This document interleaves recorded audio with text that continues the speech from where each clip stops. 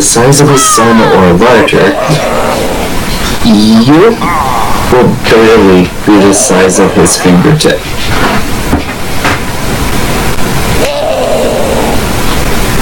I wonder how a human could have possibly gotten this huge. He's of the race Giganto,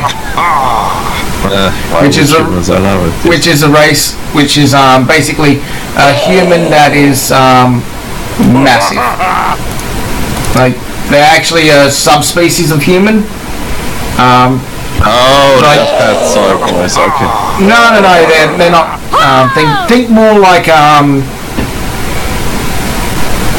almost like the Cyclops race, almost.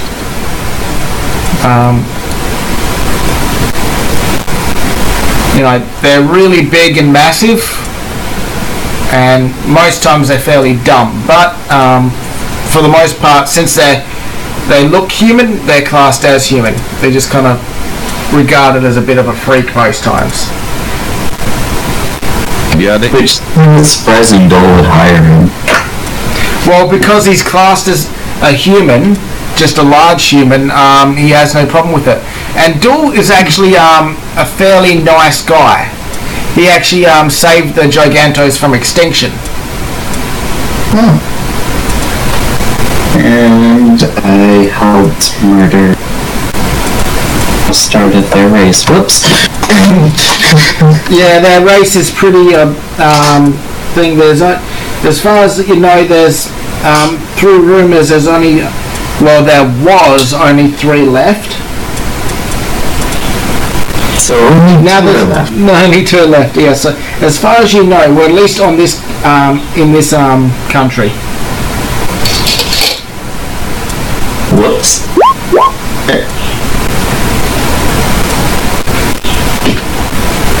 Are you really that smart?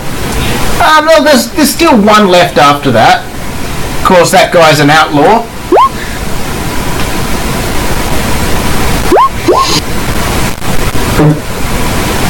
So we've got Ray here, so he's got the experience in this area. What do you mean? You're German. I'm lacking 100% chance of death. I know, usually if you don't kill the one, then you're 100% genocided. Long live Armor. They are classified as human. If you find someone brave enough, there is a chance of reproduction. Well, this warden does have a wife. She's the one that you know has the crystal. Yeah, we need to get that from her too. Let's smack. So she was somebody brave enough.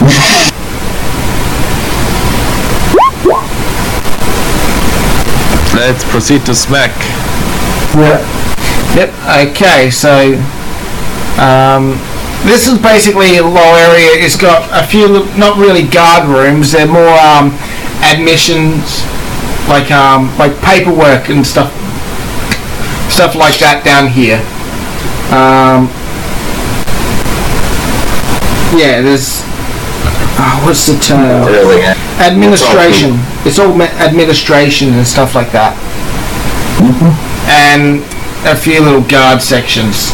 But surprisingly enough, not many guards, as you saw. So you'd like to go up? Nope. Okay. Let's review the area.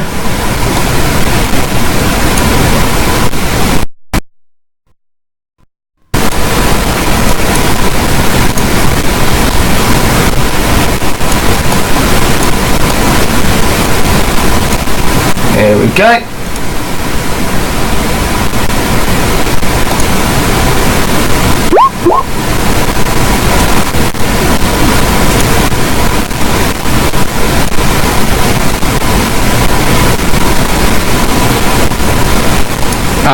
Alright.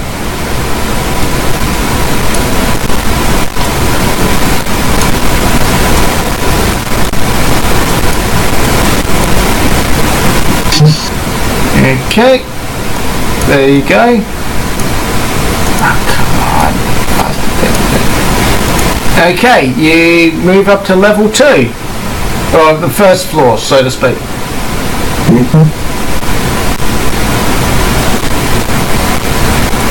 Alright, what do we see? As you walk in there, you see 2 guards as you get to the top of the stairs. They didn't hear from anything from below? No, it's pretty soundproof, and there's... Yeah, most of these are pretty much half dopey and asleep, most of them. Oh. Well, in that case,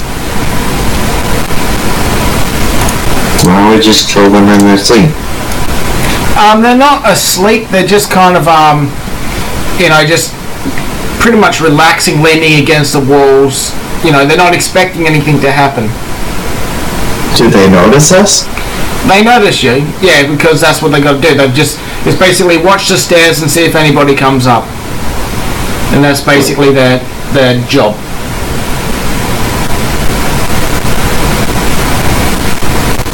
Okay, well, what do they do when they notice us? They brandish their spears.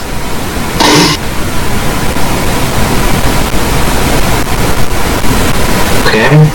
Roll us turn order.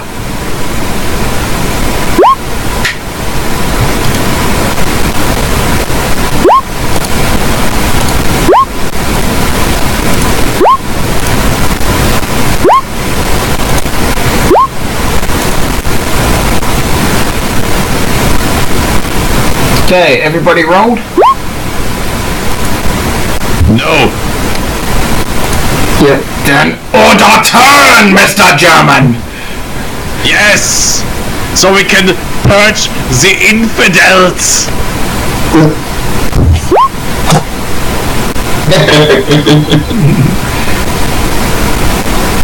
We shall purge the unclean from this world.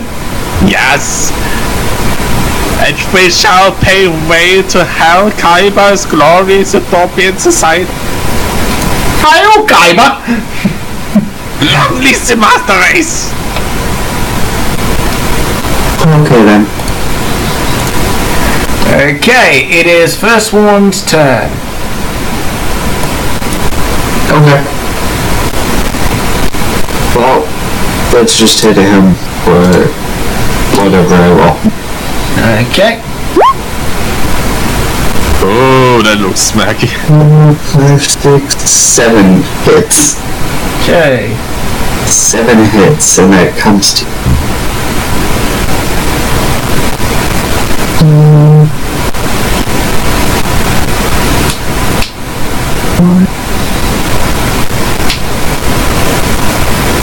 $40.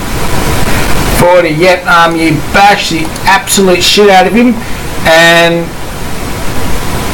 yeah, he's covered in blood, bruises, he's missing an eye, he is only a few steps away from death. Gosh darn it, I only needed one more hit then. Pretty much, yeah.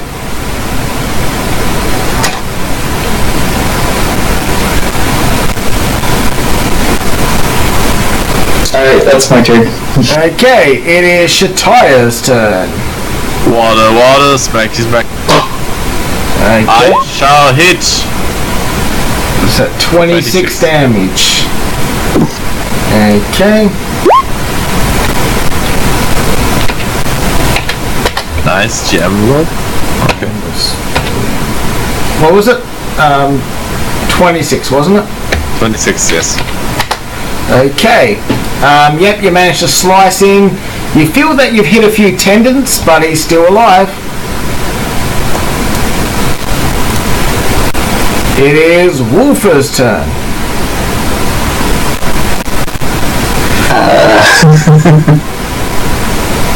Okay, he's just gonna walk that direction and see what he can see. Here. Yep. Okay.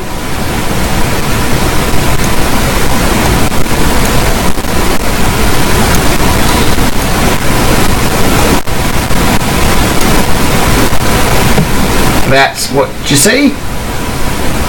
Okay. It's his turn. Okay.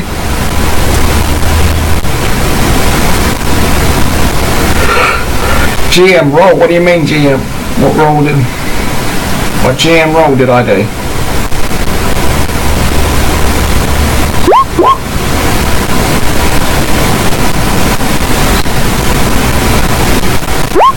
Alrighty, Sushi, your turn.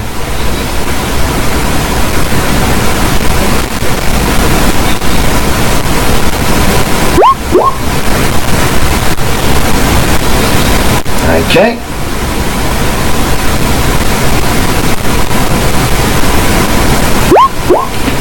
That's a miss. And yep, you kill him.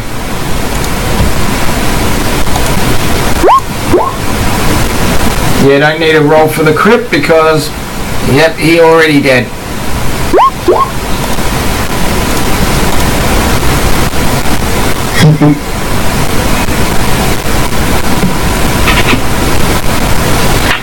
Okay, it is Spearman's turn. He attacks Shataya. Oh good, a crit. So that's 15 plus 12. 15 plus 12 for the first hit. Not bad. And the second hit is 5 damage. That on the other end is pretty sucky. Yeah, basically he did a lot of damage and then did shit all. But the first one was a crit. Okay. Second spear bloke. 1, 2, 3, 4, 5. Okay. This guy shows up and he stands just out of your range. Next bloke. 2, 3.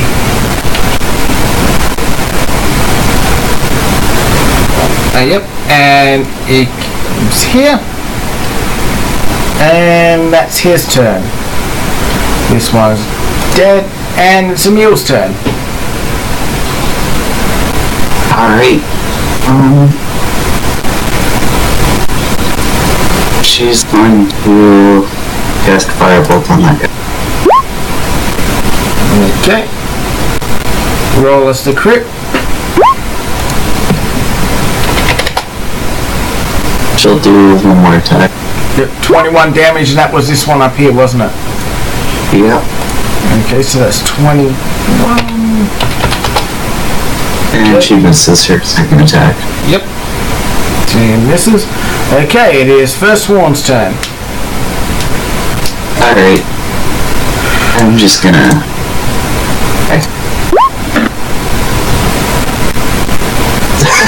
Oh, fucking Jesus Christ in a handbasket. Okay, so...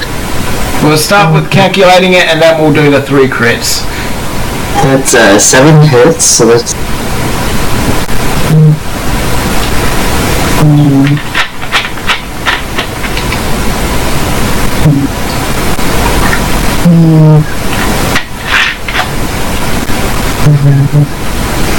I'm gonna one-shot one of these bosses whether I have to roll 3 crits or not.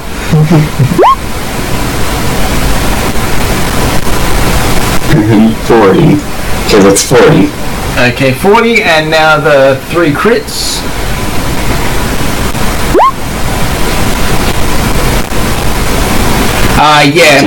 Yeah, basically you wrap your tentacles around him, and then they all pull in opposite directions.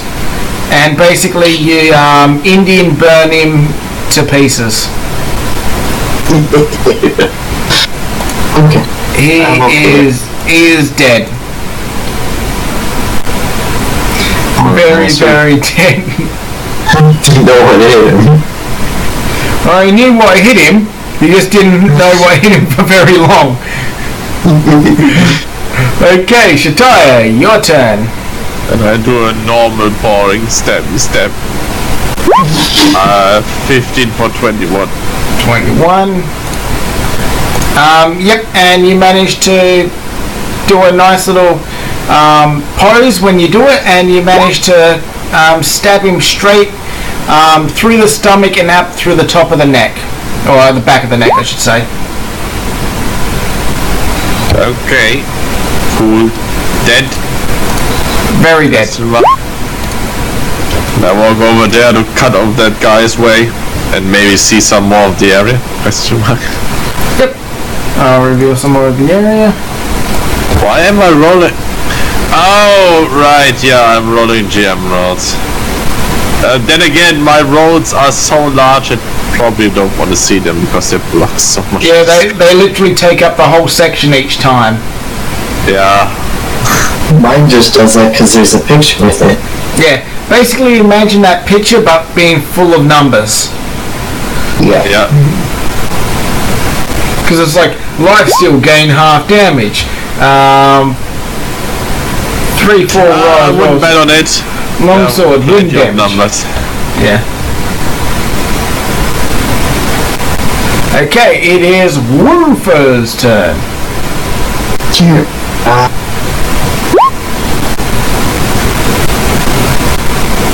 Where's a doorway here? Yeah, these seem to be entrance to cells. Oh. Okay, he's good. Actually. Yeah, I just kind of want to see what he can see in there. Yep, there's bars you can actually all see in them. Okay, what do we see? The cells are empty. Oh, okay. Worrisome.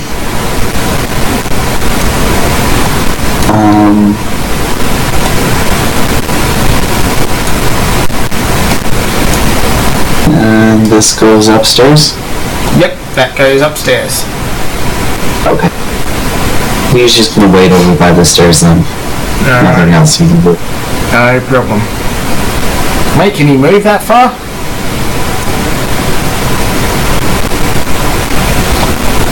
He's moved. Yeah. Alrighty. Okay, it is Rag turn.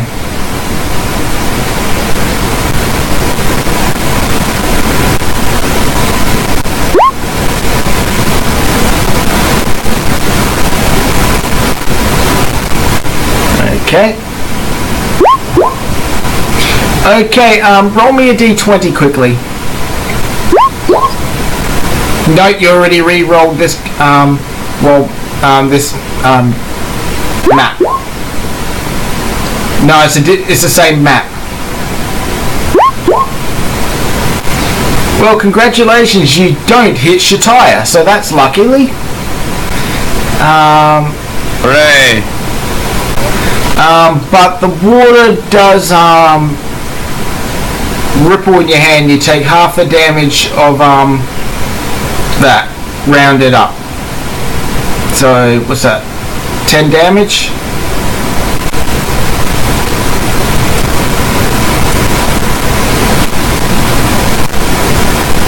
And your turn ends. Okay. Spearman's turn, he's dead. Second Spearman's turn, he attacks. Let's just see.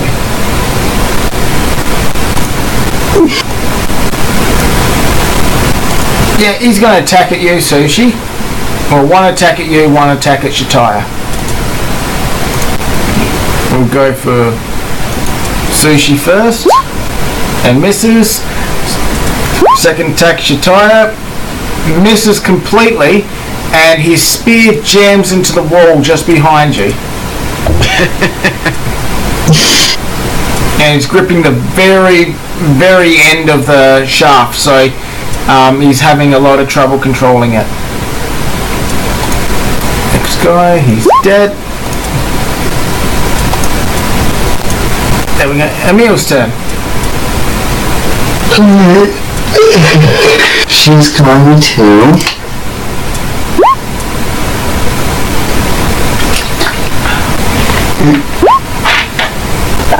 she's going to cast lightning on that guy. The only surviving guy left. Yep. Okay. It's like thunder, lightning. 13 damage is frightening. Okay, he's still alive. Should heal Sushi? Or not? Oh well. I don't know. You have low health and she needs to level up. Yes. Did you remember to take the 10 damage? What the hell? Sorry, my map just went all fucked up for a second there.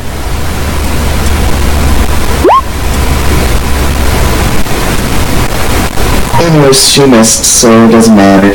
That's not her. Yeah, on a fail, it ignores armor.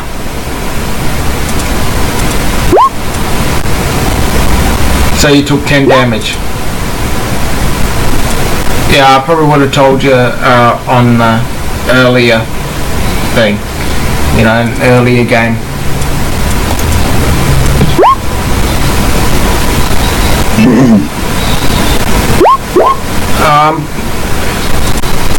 Well, I'm pretty sure you would have heard it when we were playing with Mildred the other day, when he took crit fail damage. Either way, Shataya, your turn.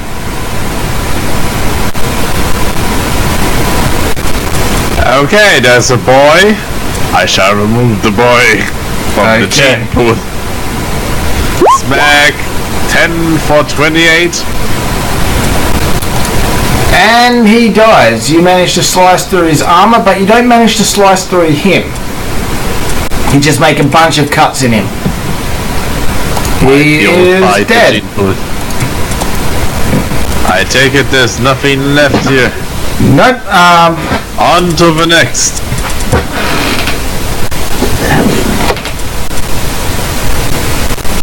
That icon just went weird. It's frozen up.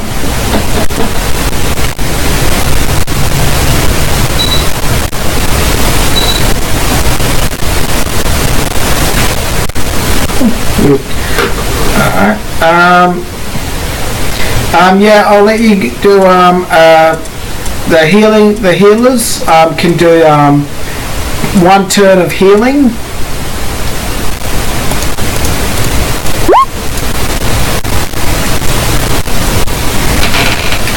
Okay, who's getting the 32? Okay.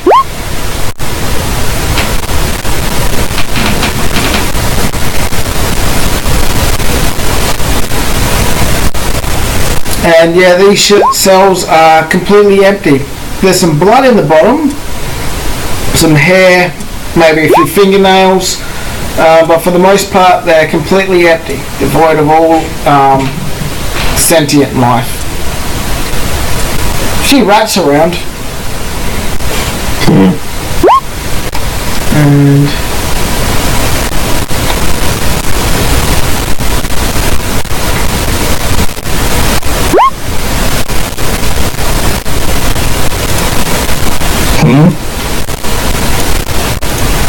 No, he said one turn, meaning to heal.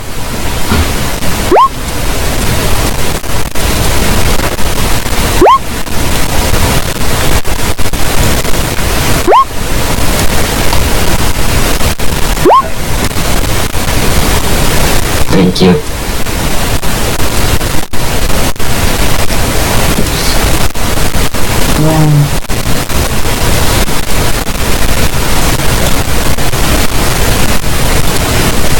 okay, let's review the area.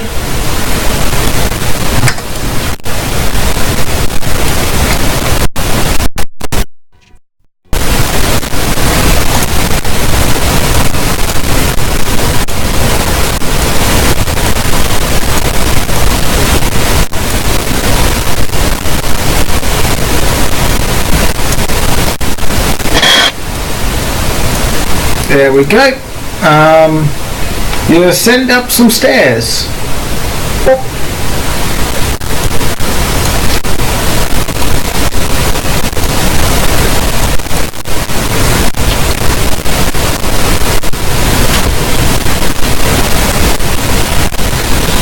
What do you do? What you gonna? I'm gonna come for you.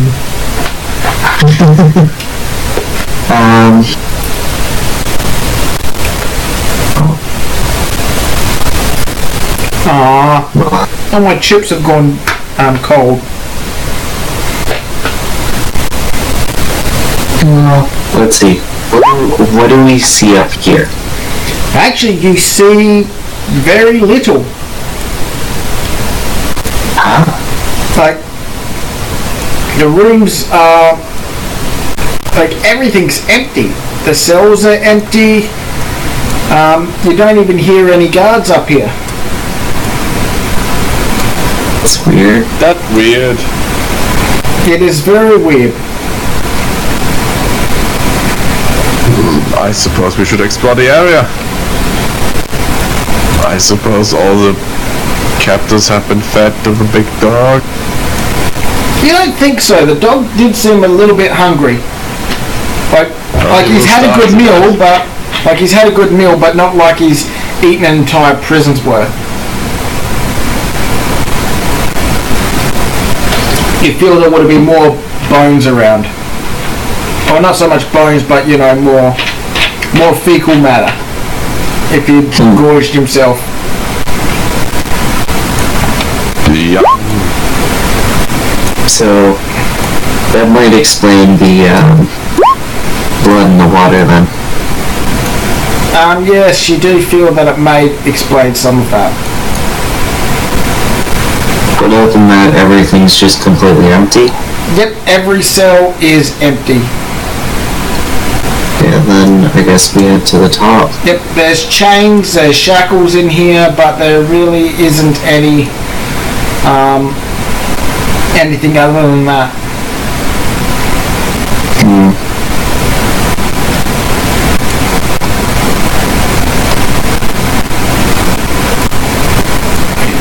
Oh yeah.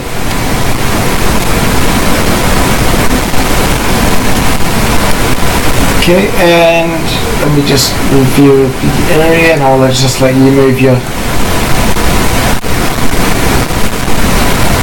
Come on, you bugger. There you go.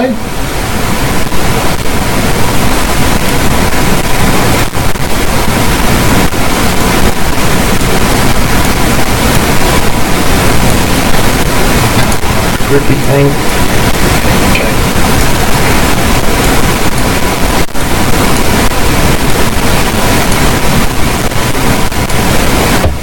I was left behind. You fags. There you go.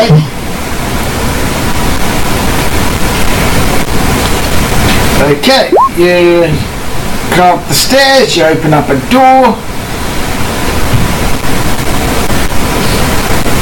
This is more of a spiral staircase. But yeah, that's what you see so far.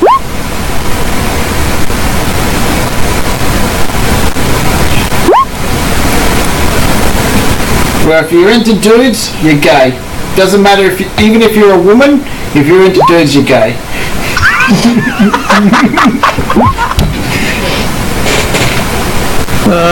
You must know. Anyways. You date the bear from How to Tame Your Vikings or whatever? That's a reference that's beyond me. Yeah, I don't know that reference.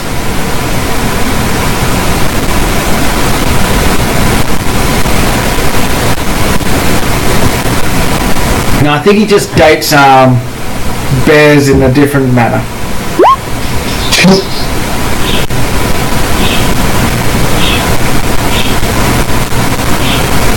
Anyways.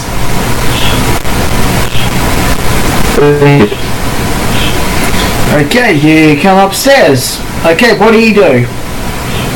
This is the third floor.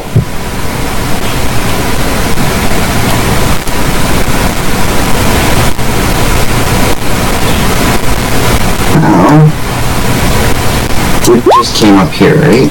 Yes. Yeah, well, what's through these doors? Alright, you want to explore this area? Well, Why not? Yep. definitely knocked on the door. Yep. This section here, in the top right, seems to be filled with chains. And so, same with these, they seem to be chains and stocks. Still completely empty cells. Completely empty. Okay, this is weird. This is supposed to be a prison. There's nobody in here. Give us, if you guys want to know more, just give us roll. D20 roll with skill. Well, I rolled nothing. You think, Ricky, you think that the stone ate them?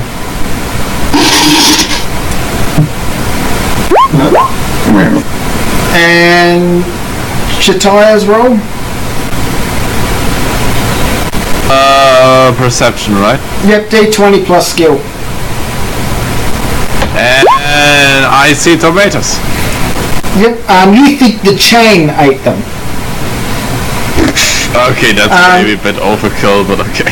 Okay, Sushi, you think that the prisoners have all been taken away? Either moved to a different prison or been disposed of. Either way, you feel that they were just picked up and taken away.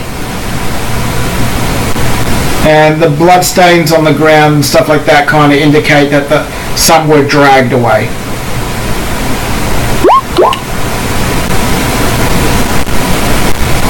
But Ricky, you're like, nope, the stone fucking ate them, I swear.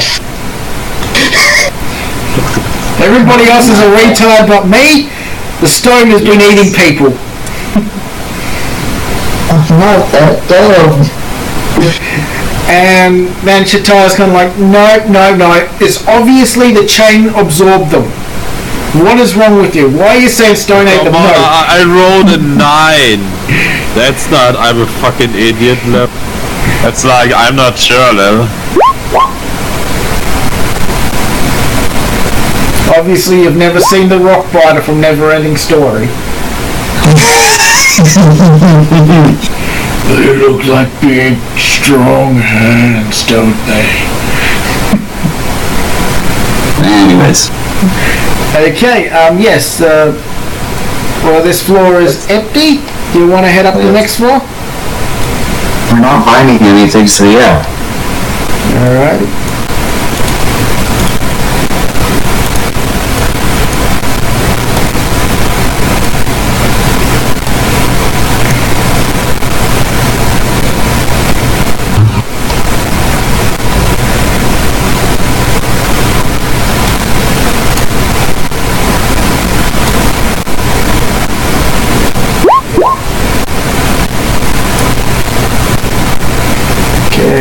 I'm going to reveal this area here, and as you come up the stairs you hear singing, and I'm going to go for a piss while you mull over that one. Right back.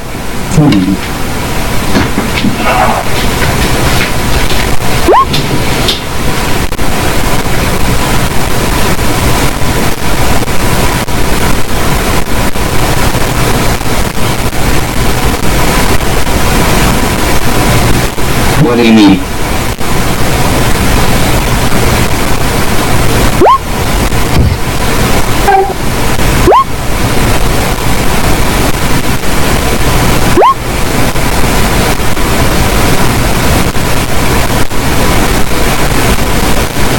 Maybe just a weird dream. Or maybe people just get executed instead of imprisoned. I mean, it doesn't surprise me. Let's just continue and see.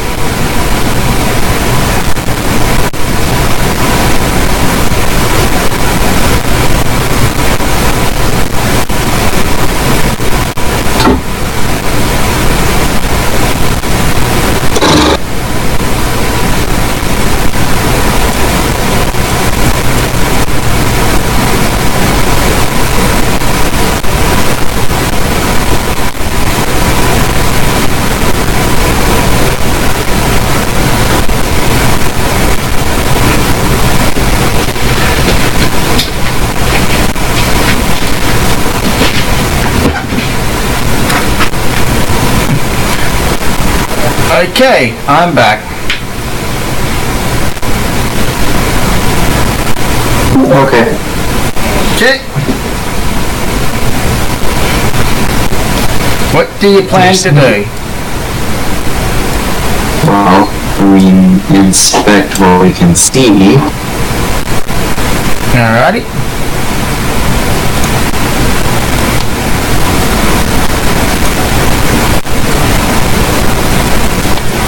You said we hear singing? You hear singing to the upper right, so the northeast. There's also a guard here that suddenly sees you and brandishes his weapon. You cute. Order turn. Damn it. Yep. Hubris got the worst of me. He says, "Monsters, protect the lady." That's probably the singing.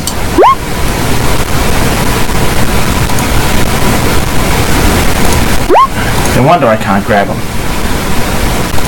Order turn.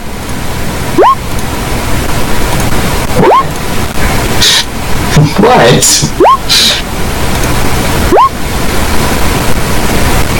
Oh my fucking god, 2 crit for...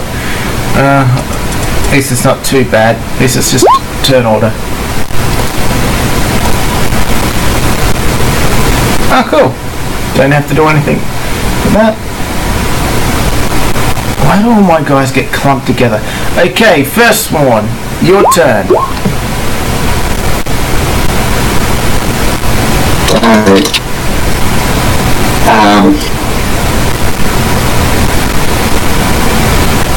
That should be 15 feet, right? Yeah. And I'm just gonna smack this guy. Okay. 3 hits. That's 60. Okay. 16. Okay. It is now Wolfer's turn. Oh, and let's reveal some of the area.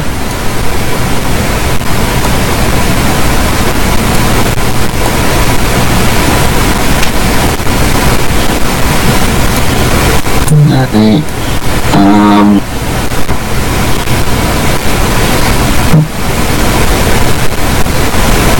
So let's have him around, yeah, about there. Alrighty. Yeah. That's his turn. Okay.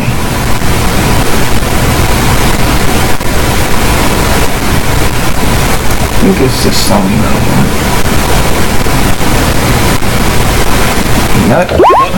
What I hear Final Fantasy? Did you just do that? Yeah, I just did that. And that's Final Fantasy IX music. It's Freya's. Was it Freya's theme? Yep. Ah, I'm good. You're a man of culture, I must say. Thank you. Doesn't really fit the environment. Maybe go for something like, I don't know, the enemies are easy. Maybe the Hunter's theme. I've got the Hunter's Chance on here. That's what I meant. Yep. That sounds jolly enough because they are such... I hear it for Sidran, damn it. Okay, I'll turn it down just a little bit so then it's just in the background a little bit. Personally, I wanted to grab the freaking the Elven lead freaking humming tune. You know, the music box thing. Doesn't ring a bell at the moment. Have any of you watched Elven lead? No. Ah. You should totally utilize Kingdom Hearts music. No, I'm not a Kingdom Hearts person. No, is it Sushi's turn, by the way? Okay, well, Wolfer's turn, you've moved there. What do you plan to do for your second move? Nothing. Nothing? Okay. It is Sushi's turn. Although, if you want, wait a second, I'll just... I can't pause, that's silly. Maybe I should do this one. Sun and sun. No, wait. What are they called in English? Justice of the Moon, anyway. Yeah, sun and sun. Oh, I love this game.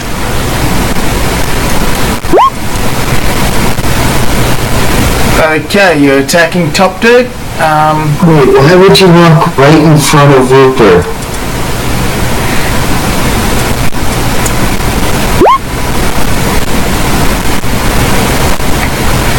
Either way, you're gonna attack.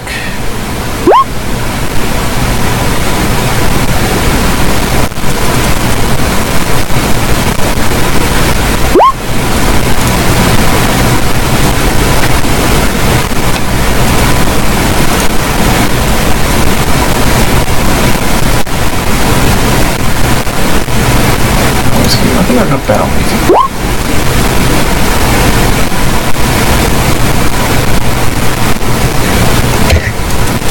She's got a point. It is getting a little annoying.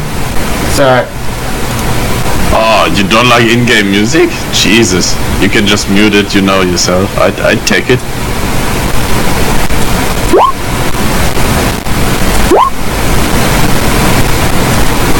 alrighty, alright, well, are you gonna attack? Okay, water bullets to the guy up the top.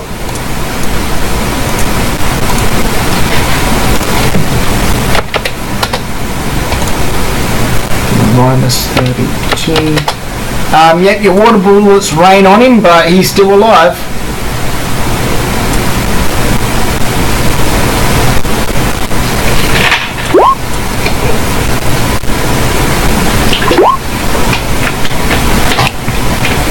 And 21, yep, he manages to go down. He hits the ground with a number of holes through his armor.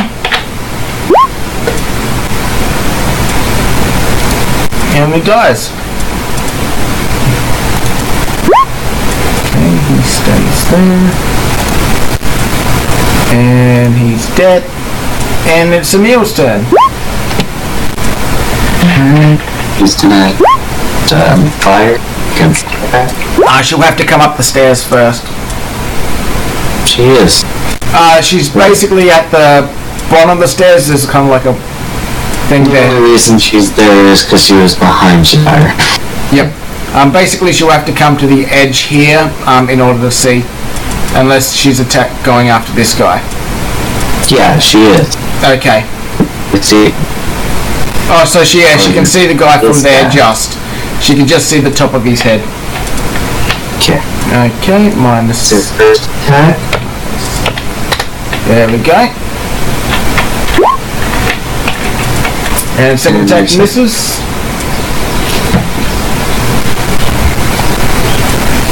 And it is Shatia's turn.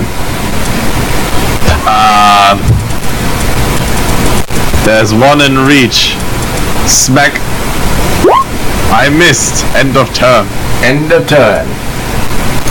Okay.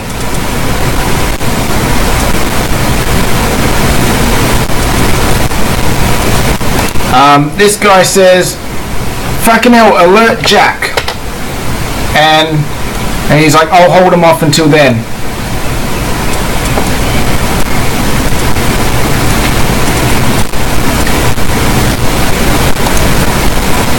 And this guy's like, "Gotcha." And then he runs through the door and disappears.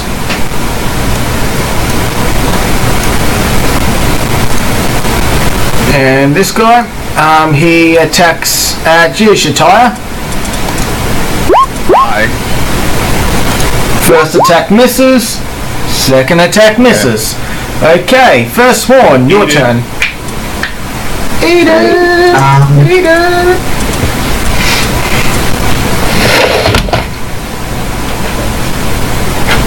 What do I do?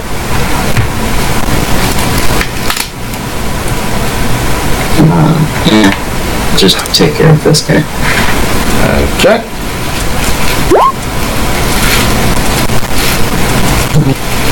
Two, three, four, five, 6 hits.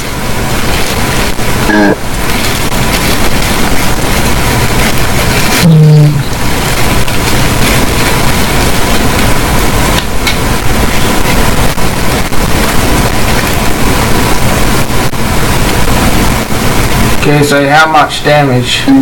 33. Yep, you managed to basically punch him to death with claws. So yeah, he's very, very, very dead.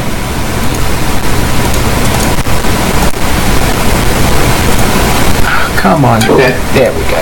There we go. He is dead. Cadaverific.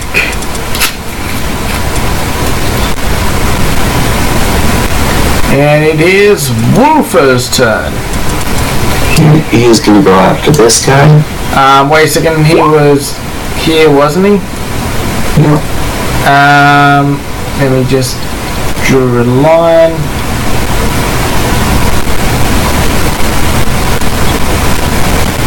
It was down a bit. Oh, yep, you don't hit Sushi, that's alright. 14. Wish there was shortcuts for this. 14.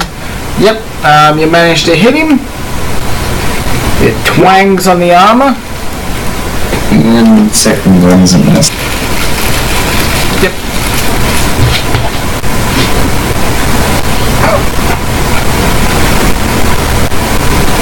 Okay, and it is now Sushi's turn.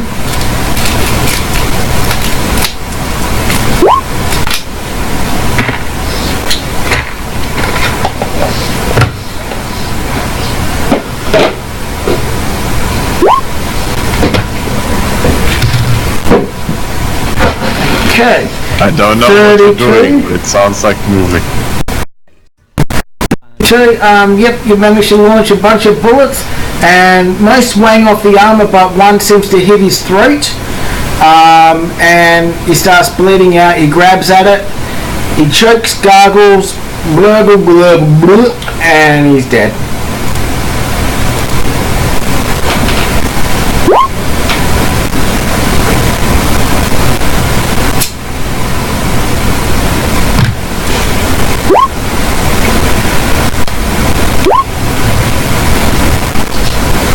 Okay, all the ones here in this immediate area are dead.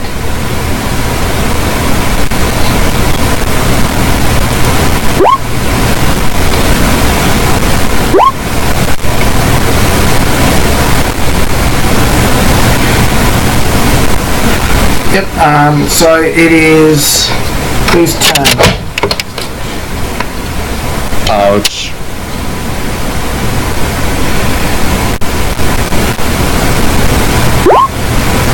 Okay, so whoever you're healing gets 30.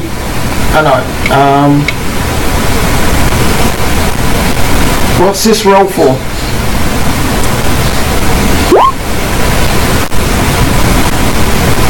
Okay, you dance very nicely. It's like something between a folk dance and a stripper pole dance.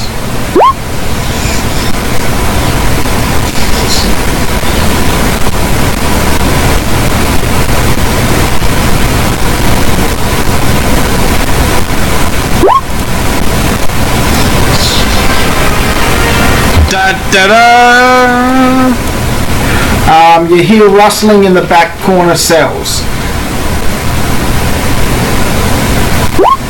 Future slaves. And the singing continues.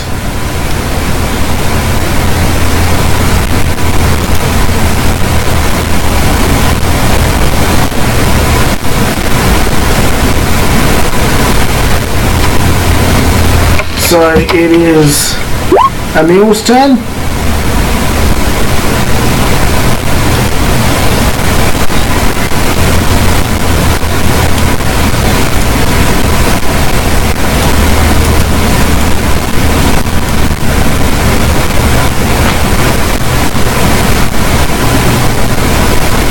No need to do that. So what's Emil doing?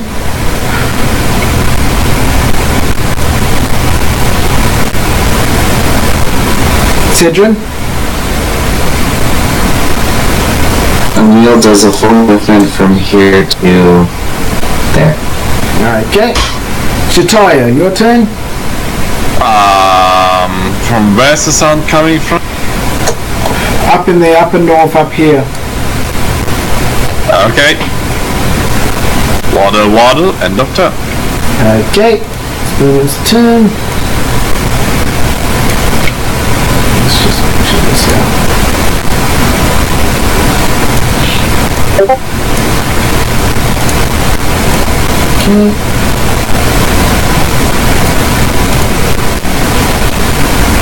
Okay, First Sworn, your turn. Okay.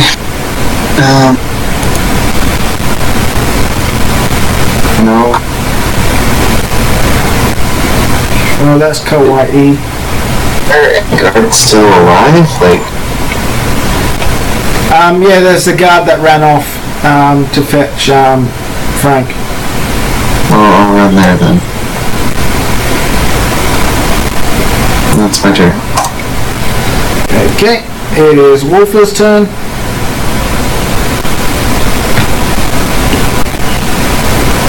Can we have these revealed, please? Yep, I'm in the process of that. This door is closed, and yeah, both doors are closed. Okay.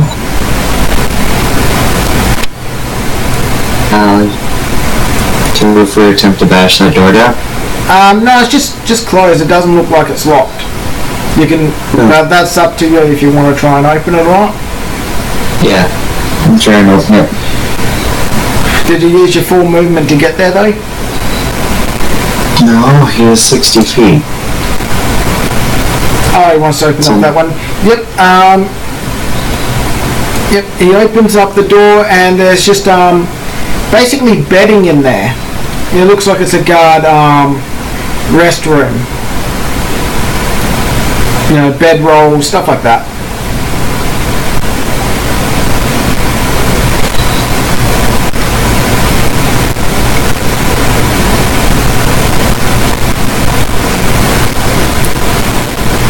Alright. Okay, it is Rag's turn.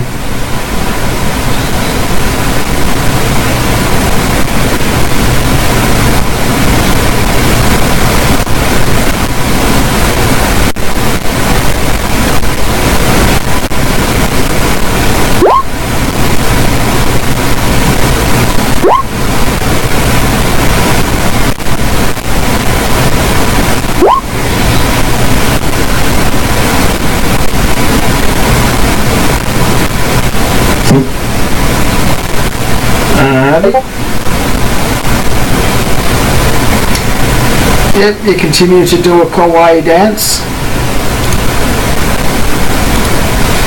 It is Emil's turn.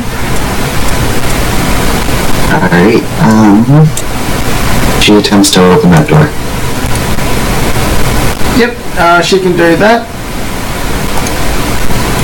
Yep, there's more bedding and more stuff. It's another section for resting for the guards. It's basically like a mass bedroom. They're all like hammocks and stuff like that. They're built up like 3-4 high.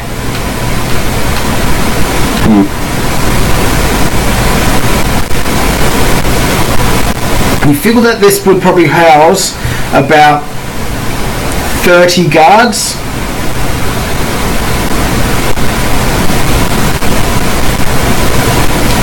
Okay, Shitai, your turn. Water to door. Shall I open the door? Your choice. I ask first one. Yeah, why not? Okay, I shall open the door. Okay, you open up the door, and that spear guy is standing right there. What's up, bro? He has his spear ready and brandished. Listen. This isn't a good idea. Like, we got up here without a scratch.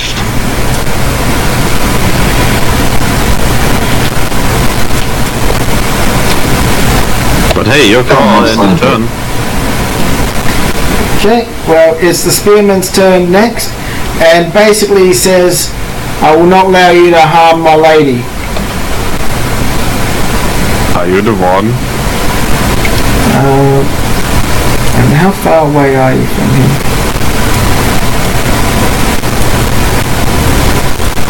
Okay. And he basically steps here and he spears at you with his spear. And he does. You don't say. And he does 5 damage with his spear. Oh wow, you did 1 damage to me. I am so impressed. First one to that.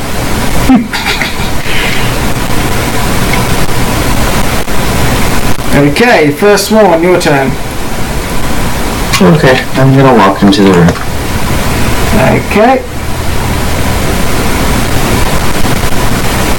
Yep, as you walk in, you cop us an attack.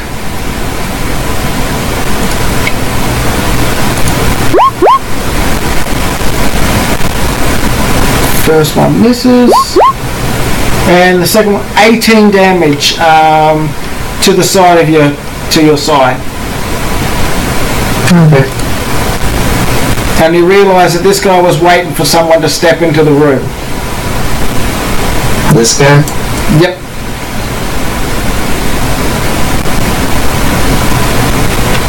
Well, time to move 15 feet.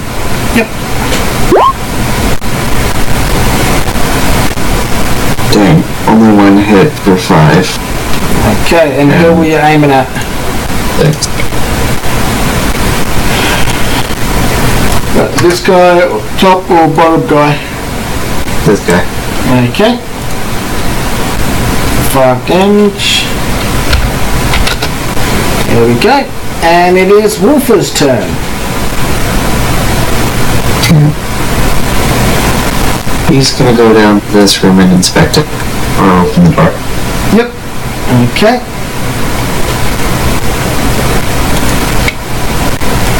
Okay, when he opens the door, he sees a doorway heading outwards. Looks like there's some kind of palisade outside of this room. From Quiznos, I still go 4 times a Sorry. week. What the fuck was that? And who can go 4 times a week? Sounds like a lightweight to me. Sorry, so what was out here? It looks like a doorway to a palisade. Okay.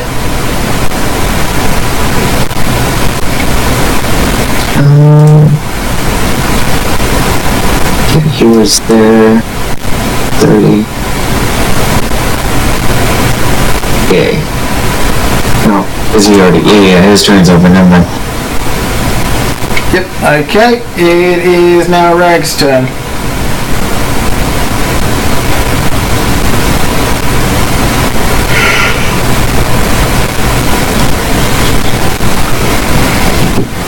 Okay, Rags, now that it's pointed out, you can see the tip of this guy's spear, but he's not fully in view.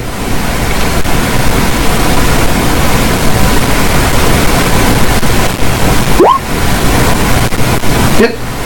You can now get a rough view of him.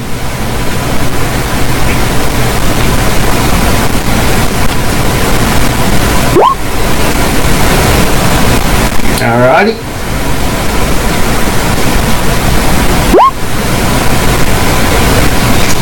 Okay, roll us a d20.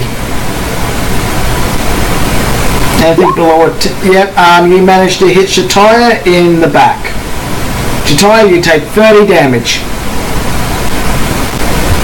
From what? Oh, from that guy? No, from Sushi. Oh, awesome. Thank you. No, crit fail, you loot, the turn ends.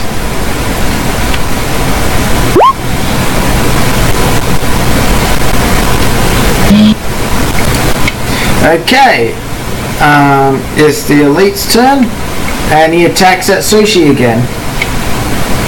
Once I can get this to select move thing, and that's in range, so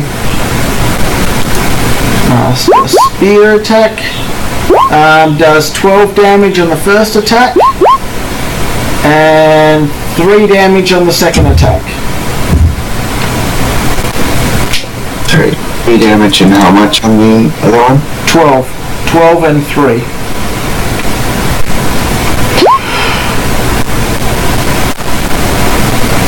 Okay. You did say sushi, but I know for a fact you meant first one is I'm the only one in range. Yeah, sorry. First one, not sushi. Sorry, sushi. Okay, it is Emil's turn. He's gonna go over to this door and open it. Yep. Okay. When she looks in, she sees a stairway heading upwards and another doorway out to a palisade.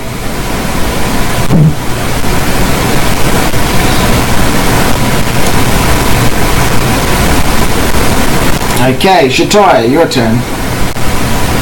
Water. Smack the... Yeah, I focus on big bad dude Okay. above me. And yeah, wow, that's minimal damage. Yep. Sort of.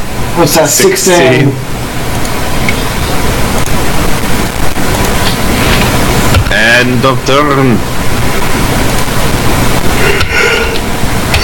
16. Okay. And it is now Spearman's lower Spearman. He's got... I keep forgetting. He attacks first one. He sees blood and he's going to go for it. And does 5 damage to first one. And then he attacks Shataya for 10 damage. Boing.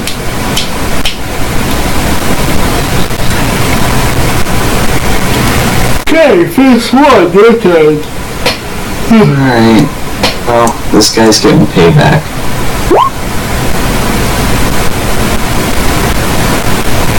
Oh, the minimal damage. What's that, 5 hits? That's 6 hits.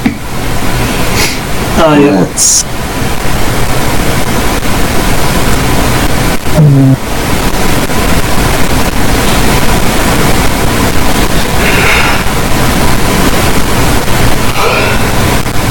$27. 27.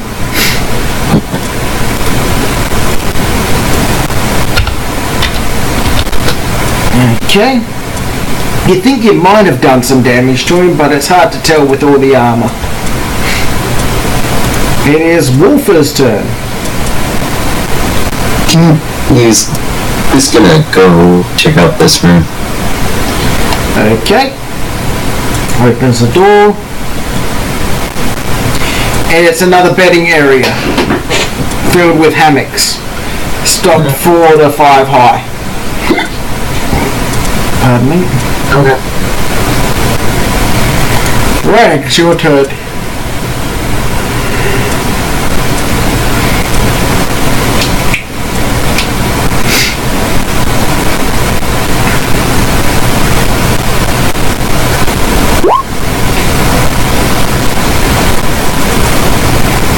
Yeah, you can go there.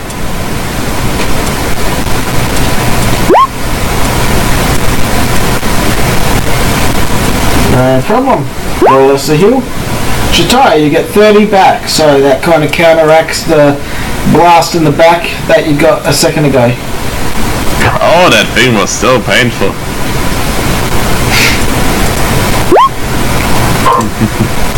Thank you. Your healing is outstanding.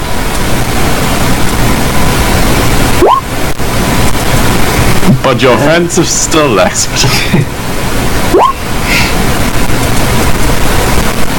Okay, it is now the elites.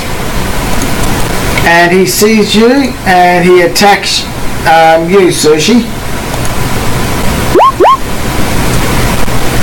And he misses, fumbles, so he doesn't get a second attack. Emil's turn. He's gonna move over there. That's 60 feet onto us. Okay. Alright, Shataya, your turn. What fancy thing will I do? Will it rhyme with kill? Probably. Let's try to get down with the golden dude. Nope. That's one. Ooh, that's juicy. 33. 33. To the golden dude. Okay, minus 33. Yeah, it looks like you've managed to cut through a bit of his armour. You've managed to pierce through some of the chainmail underneath the armour, but he's maintaining his composure. He's actually smiling a bit.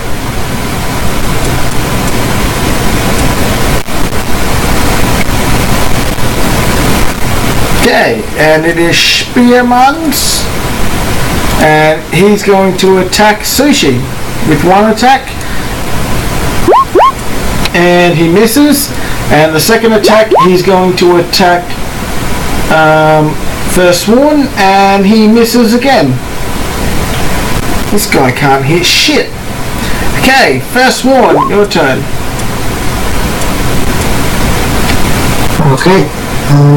Unless there's a farmer standing there, then it's run away! Like in Oblivion, run away! 1, 2, 3, 4, 5 hits. And who are you going after? This guy. Gold guy. Oh, no, bottom guy. No problem. Going after the bottom bitch. My bottom bitch. 26.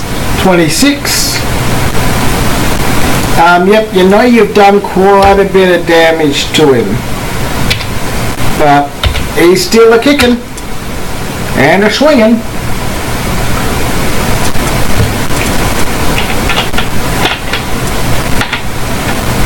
And it is Wolf's turn.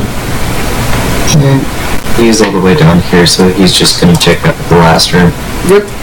He sees another staircase heading upwards and a doorway heading out to the palisades. Okay. I'm pretty sure they're called palisades.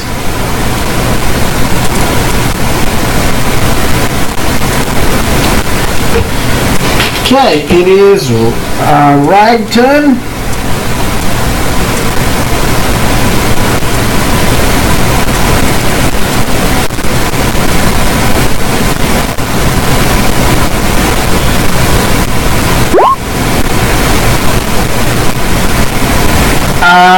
Yes, but it'll take you your full turn to do it because you're going to have to dodge past enemies and pass over Shataya.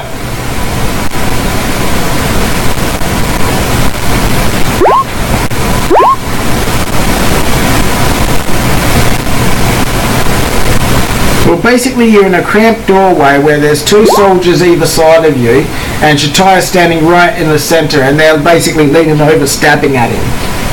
It's going to be quite awkward. So it'll be a full movement to do that. Okay, who are you aiming at? Top guy, bottom guy? Top guy? Okay, 26. Yep, you managed to fire a number of bullets. Eventually you managed to blast one through his kneecap, and as he falls, the second one blasts straight. It's only a small hole, but it's enough to, but it goes through both sides. And you're pretty sure a piece of his spine lands back here. Only one or two vertebrae, but it's enough to drop him. Either way, he is dead.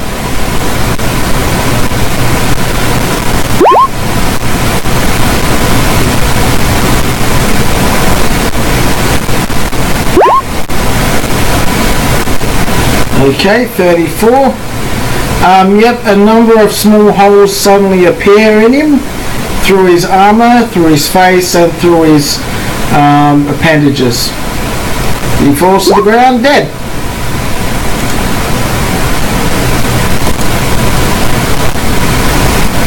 I'm sorry, what do bullets normally make?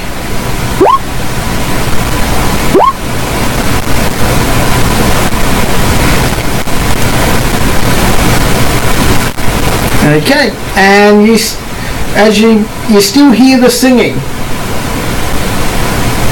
It's abnormally cheerful singing. Clavit? Yeah. How long do you think this would still need? You only got, Having to head to bed. yeah, there's only one floor left. Okay, let's do it. That's to the final floor, but then I really need to get to bed. Yep. No problem. Okay, what do you plan to do? Well, the only thing left to do is go up the last floor. The singing's coming from this palisade here. Oh, really? Yeah. I think that should be our last objective, though, because unless that singing is coming from the warden, you need to take care of the warden first. It doesn't sound like what you'd expect the warden to sound like, but this is just a free area. This palisade is just kind of like well, it's a palisade.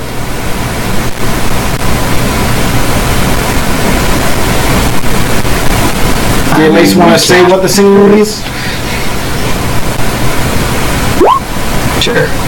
Why not? Alrighty. So who wants to open up the door and have a look out there? I'll go. I'm right there. Alrighty.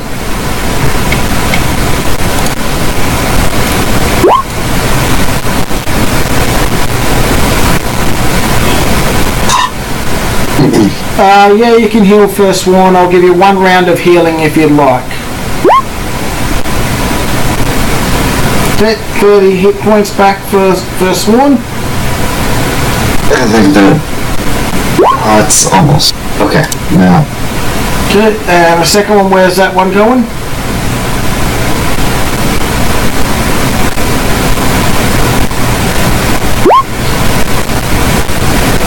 Yeah. Yep, okay. That was the only one.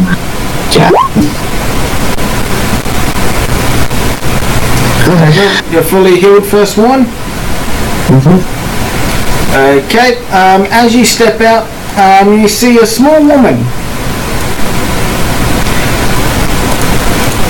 And she seems to be singing. She sees you, but just continues to sing.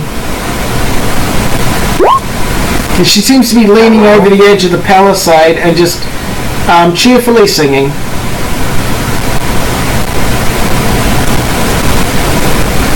And you notice that she's wearing... roll as a detection.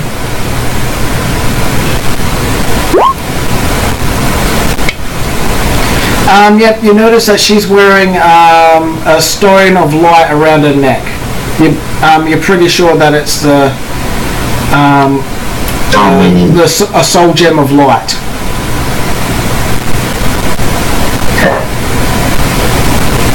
I try and talk to her. Alrighty, what do you say?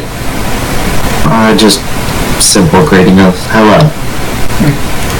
Yep, she turns to you, stops singing, she's like, hiya!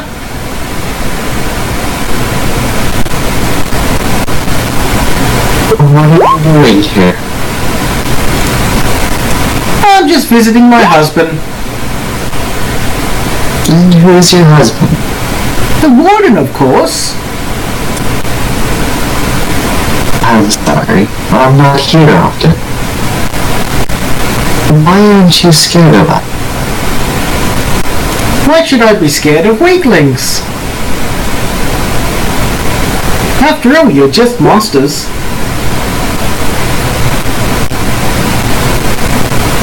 You think of us as weaklings? Yeah.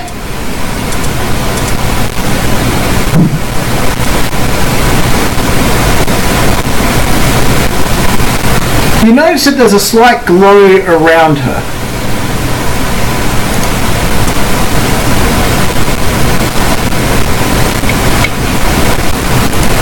I mean, I guess anybody who could give birth to... Oh, what was the son's name again? You don't know. I thought that was his name. No, you never caught his name. You thought he was... His name is Big Chunks. You thought his name was Frugal, but it wasn't Frugal because Frugal's the warden. And you thought you killed the warden, but you killed his son. So you basically assume Frugal Jr. Frugal Jr. I mean, anybody who could take care of a child of that size is definitely strong. What do you know of my son? Mannerisms have suddenly changed. She's not very cheerful now. Oh, I don't expect her to be cheerful. I mean, after all, I am the one who filters. Yeah, suddenly,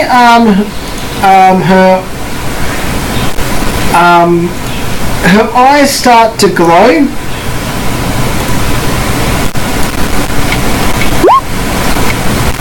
Right, I didn't really have to roll turn order, but and you see a massive flash of light in front of you.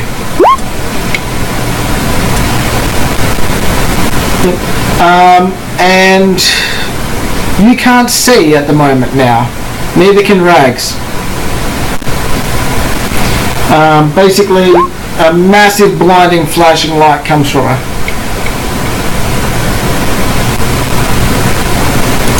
And then she teleports away.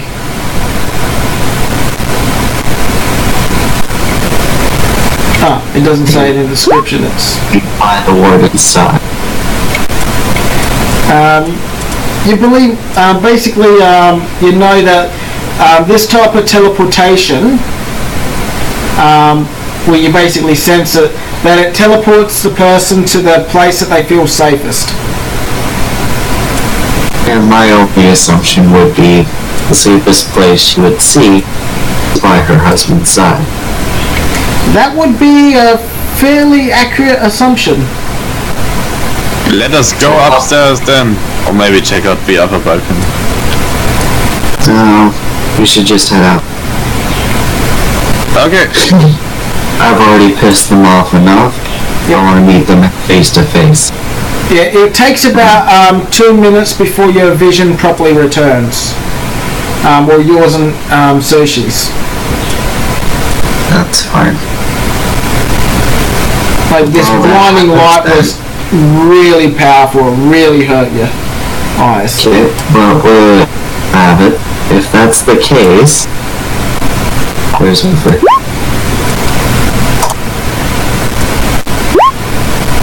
Wolford's now my eyes for a little bit. Yep. Okay, Wolford is your eyes. Yep.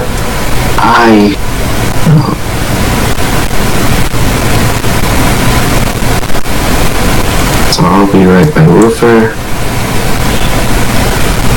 And for the most part, I just see through him. No problem. And we'll head up. Okay, which staircase do you intend to go up? Top or bottom? Top, I guess? Alrighty. Looks like where Rex is.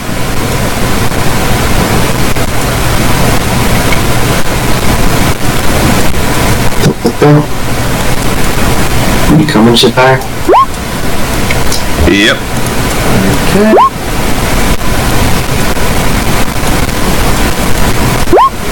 Come on, you thingy-majig of a other thingy-majig. Where'd Rags go? Oh, there you are. Okay, that's everybody. Okay, you're reaching the top floor. There's a lot of wind that you can feel around you. And as you're walking up, you see a spear guy. Another elite.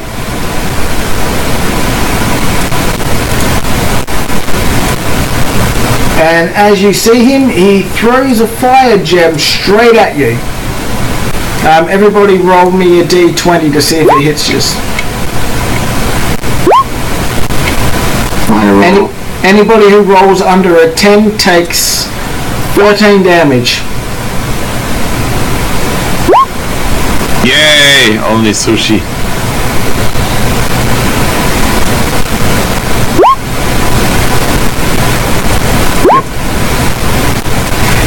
Wolfer basically just it kind of phases through Wolfer.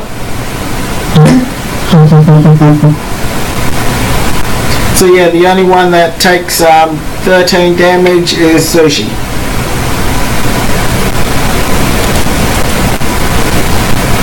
And yeah, you fucking monsters. Is that from the spear guy? From the spear guy, yep. And you see another guy come up here.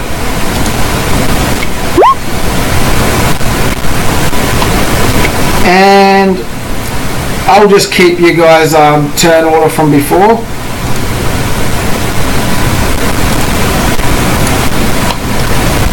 So it is First Sworn's turn.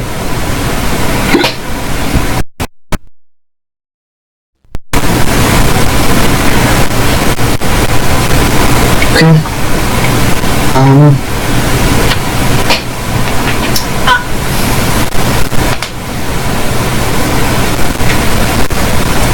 I gotta remember, I can actually, no, not quite, I need to get but okay, I'll move out a bit, about there, and 5, that's that. 3 hits for a total of 14. 14 damage, alrighty. Okay, it is Wolfer's turn.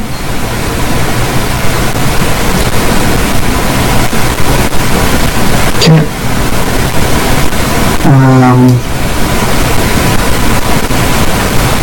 It'll take him off. He's just gonna walk up to here. He can go there and then he can do a second movement because he can basically step over everybody else. Okay. In that case, he's there. Okay, roll us 2 attacks.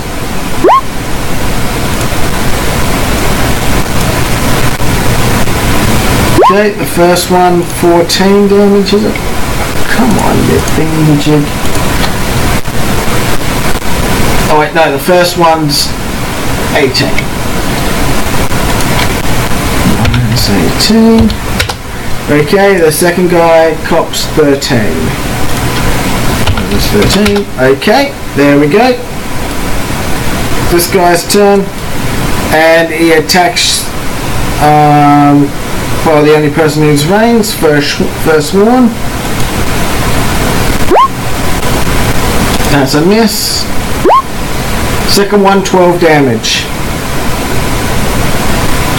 Okay, Rags, your turn.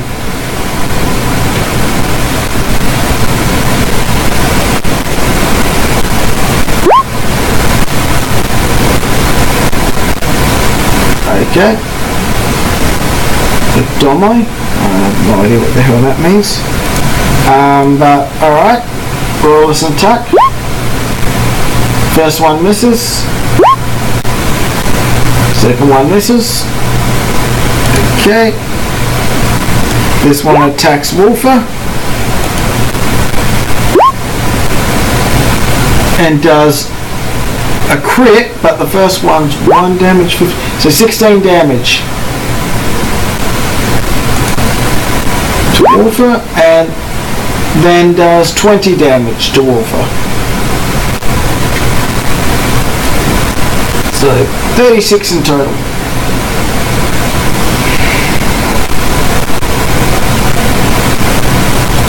Okay, it is Emil's turn.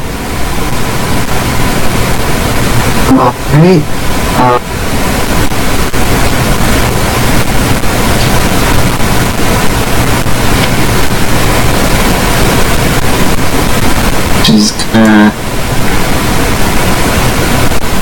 She's not close enough for Bill, is she? No. She can do a ranged heal, but yeah. Okay.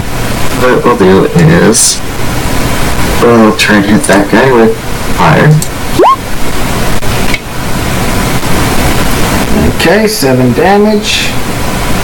And we'll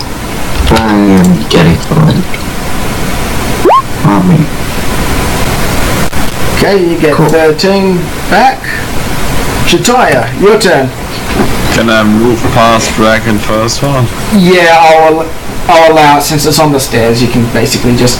They're fairly wide stairs. Waddle. But I miss anyway, so whatever. Okay, it is First Warn's turn.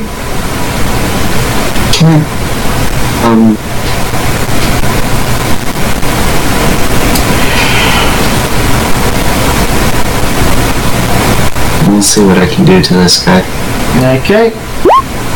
Full barrage. Yeah. Oh, 666. Oh no, that's a 5. It's only 2 hits, sadly, and 1 crit that I take. Yep. So you take a 1d4 plus 3 damage to yourself. Yeah, I've just been using like whatever I roll for that number. Yep, no problem. So you take 7 damage. And then 8 damage to the guy. 8 damage. So, okay, it is Wolfer's turn. Okay, he's just gonna hit this guy twice. Back and forth. Yep. Rolls to attacks. It's that one. Okay, 19 damage. Okay, it is now the top guy's turn, and he turns his attention to Shataya. What's up, dude? First spear attack, he does 10 damage to you. And then he throws a fire gem right here.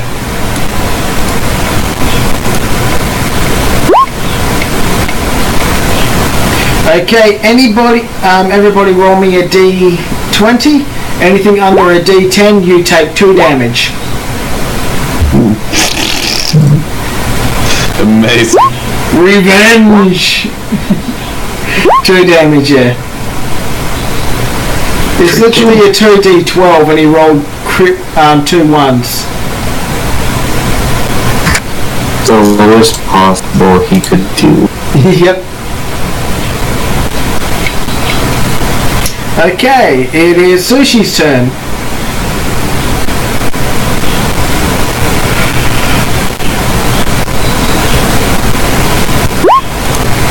Now, did you remember to write down that damage for Shataya? The 10 damage? I did. Really? Okay. No problem. Attack the guy in front.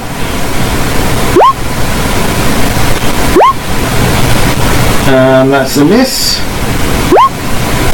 And that's a miss. Okay, it is now the elite's turn. He's going to attack Wolfer. Double spear attack for 2 damage and then 10 damage.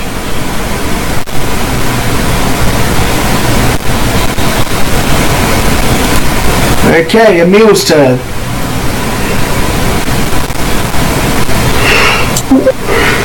Alright. Gonna try and hit this guy. That's 9. Actually, it's like a 55% chance, or 60%. 55. Oh, I missed the heal. You missed the heal?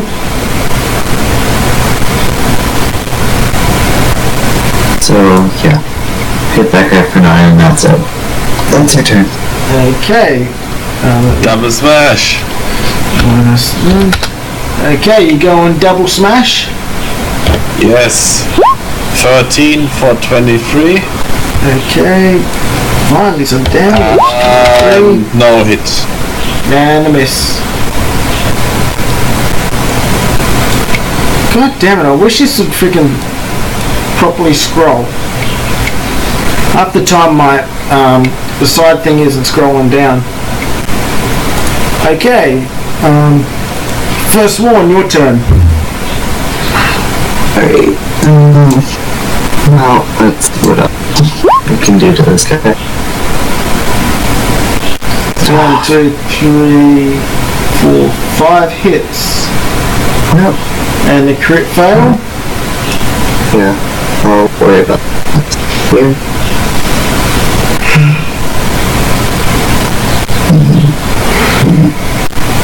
24. And then I take 4.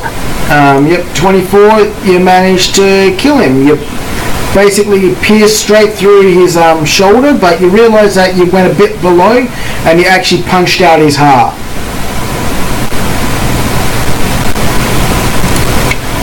So he is very dead. And it is Wolfer's turn. Alright. Yeah, just back and forth again. Okay, that's 15.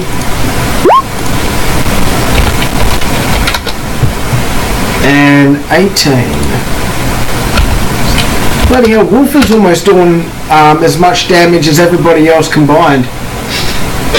Hey!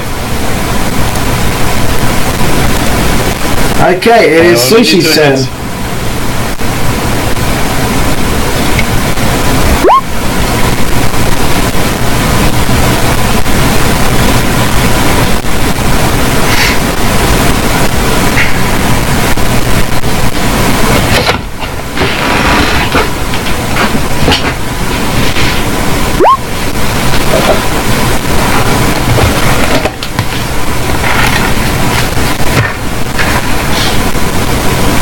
Okay, and then what?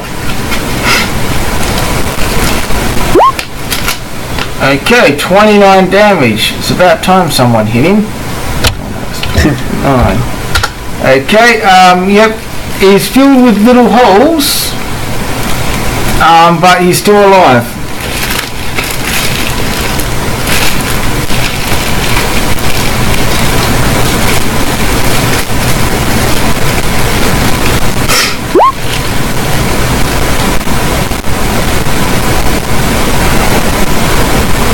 What can I say? Everybody loves a little hole.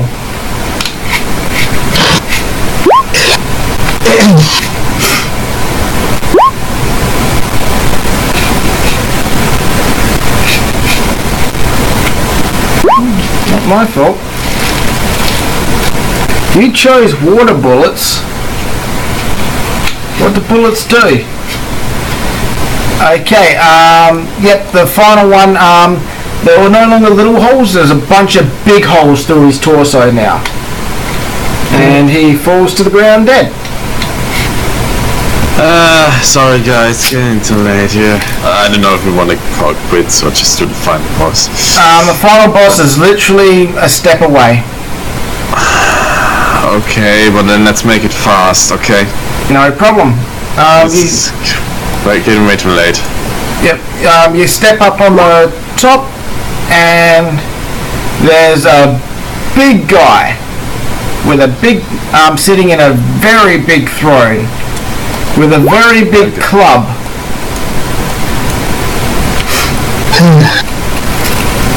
Next to him is a very small Lolita that you saw earlier. Okay.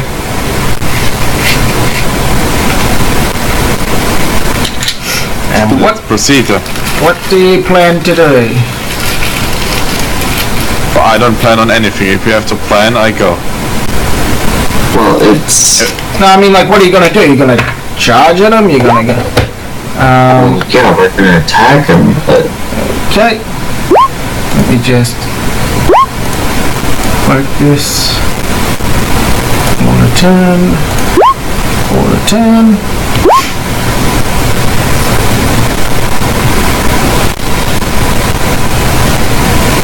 Okay. It is... Oh, Rags just did a turn. That guy is dead. It is Emil's turn. Okay, she does a half movement to here. Yep. She can now see him. And she's going to use her fire. And hits him for 10.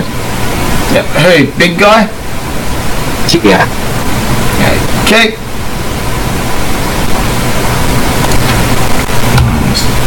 -10. There you go. Shataya, your turn. Double movement. Double movement. Okay. No, sorry guys. Before I get any, I need to go. Do you know how to play my character, right, Levitz? Yeah, I can play character for you if you want. Okay, thank you. And maybe do distribution tomorrow or something. Yep, no problem. Okie dokie. Ta-da! Was fun. Alright, you have a good one, alright, mate?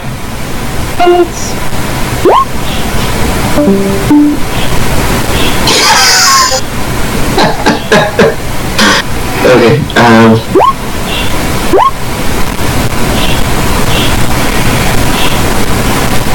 Okay, it is First Sworn's turn. okay, let's see. 1, 2, 3, 4, 5, 6, and that's my turn. Okay. Wolfer's turn.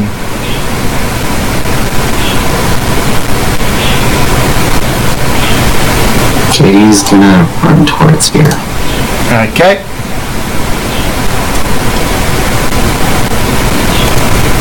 Okay, this guy, he stands up, picks up a club that's bigger than any of you, and steps forward.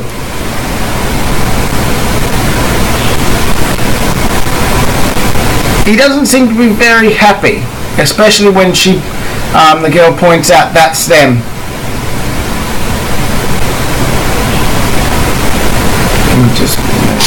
Can I just quickly, as a quick action, be like, so how's your son doing?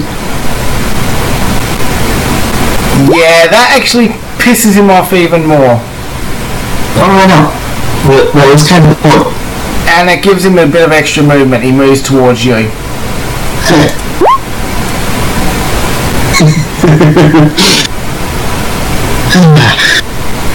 Okay. Now it's the girl's turn.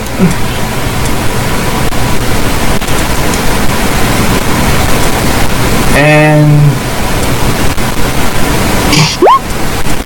she launches a light blast at Shataya and misses, and then does a burning blast at Wolfer for 32 damage.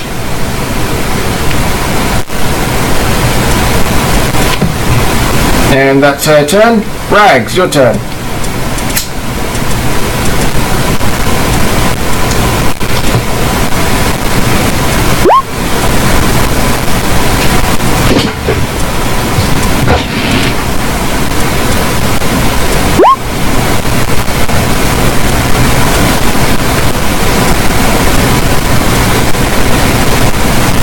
No problem. Okay, roll me a d20 to see if you hit Shataya or First Sworn.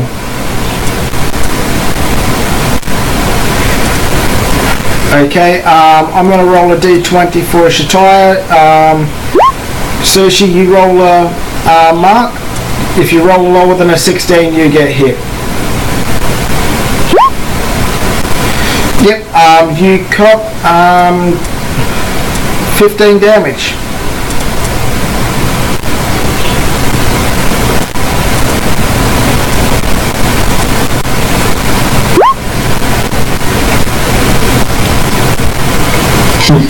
Okay, and it is Emil's turn.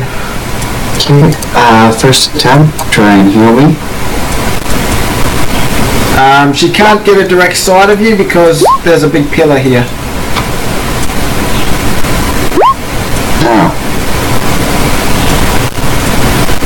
Oh wait, that doesn't work then?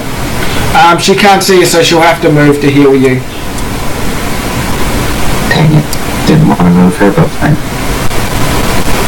I'll move her over here then. Yep. And then we'll still use that cast. That's a big burning torch.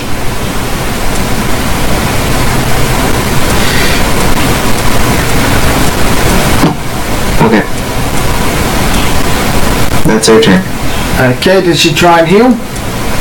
Yes, that was what this cast was. Yep, okay, 7 health back. Shataya, let's see. Shataya moves forward and does an attack. And which one is his attack? There we go. And he misses. Okay, first Swarm's turn.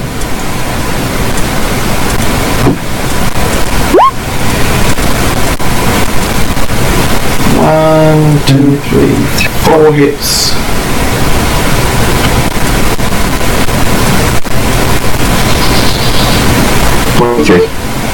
How much? 23. 23.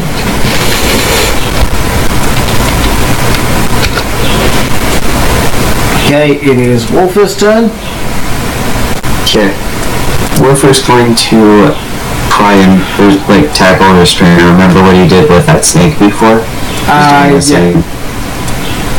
He's going to try and do a love glomp. He's going to try and glomp her. Yeah, pretty much. It's a strength check, right? Yes. That plus Wolfer's strength is... He wins. She is pushed to the ground.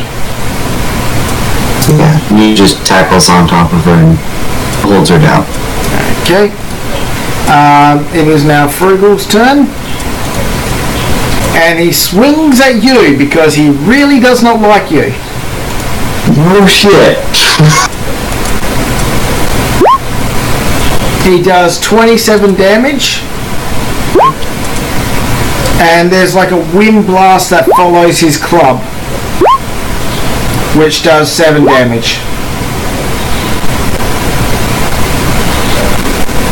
So 27 plus 7. And that's the first attack. And then the second attack. Oh, he rolls a crit. So that's 12 plus 9 plus 16 plus 13.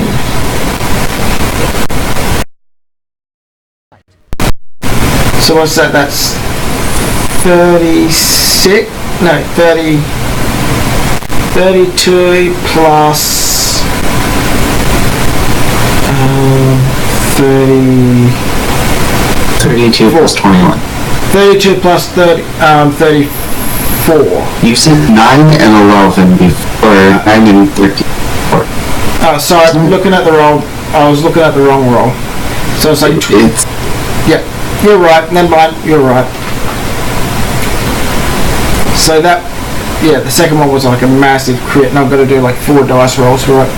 Okay, and now it's the woman's turn. She's going to try and get up. So roll us a strength check for Wolfer.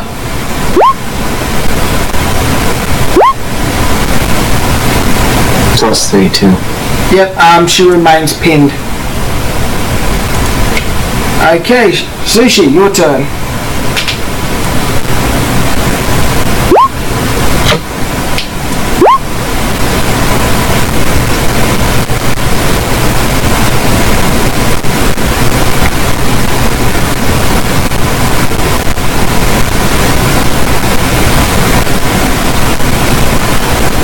Holy shit, I didn't realize how much damage that actually did to you. Fuck. Yeah.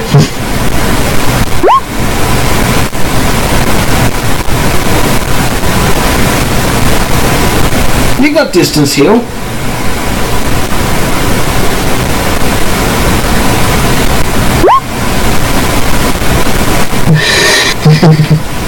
Sounds very dry.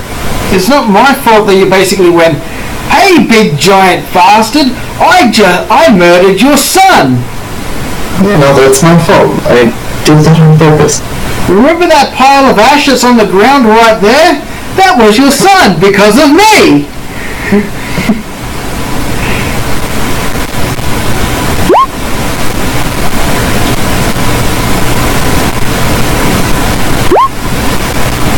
Okay, first heal misses, second heal misses.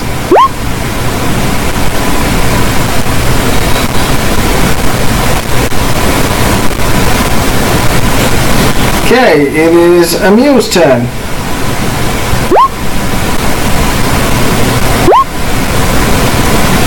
Why are all the heels missing? That's bullshit. Okay, it is Shataya's turn. And he rolls his swords. Not always. Let's see, what's that? That's 13 plus 12. So what's that? That's 25. Minus How tall are those 25. pillars? Fairly tall. They're really tall and they've got like fire beacons on top of them. Yes, but like how tall? About Give me an exact here. 12 meters. Over 30 feet? Yep, over 30 feet. Okay. Then my next move is going to be this best idea I can think of doing. Yep. Shataya's got one more attack. Let me just.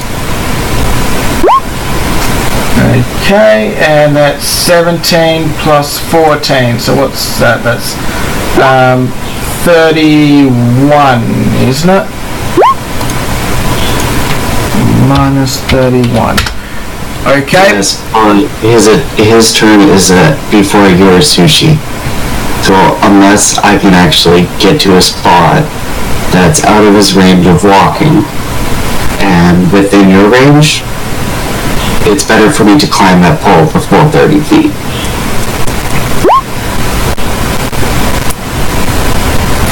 Okay, and yep, Shataya's just done a bunch of damage to him. First one, it's your turn. Shataya actually cuts into his thigh quite deep.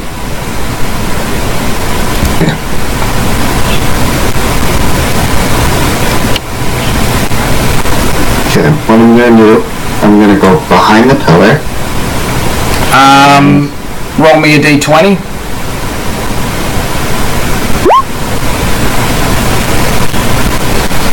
And let's just see. Okay, he does not get an attack of opportunity on you.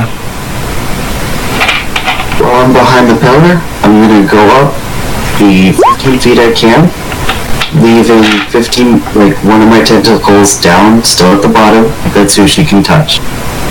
Yep, no problem. And that'd be a full movement. Okay, it is Wolfer's turn. Okay, we're just gonna try suffocating her.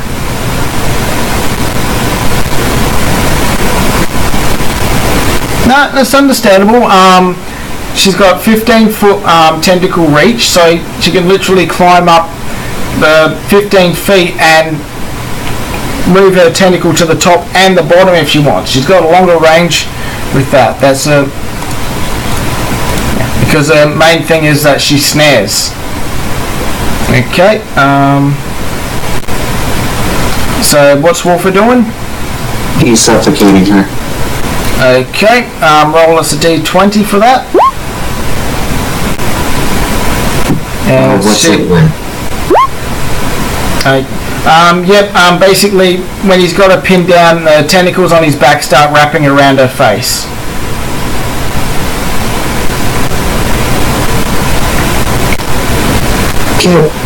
Okay, it is now his turn, and he can't see you, and he's just swinging wildly. So he swings his massive club at Shataya and misses. The second one actually hits for 32 plus 12.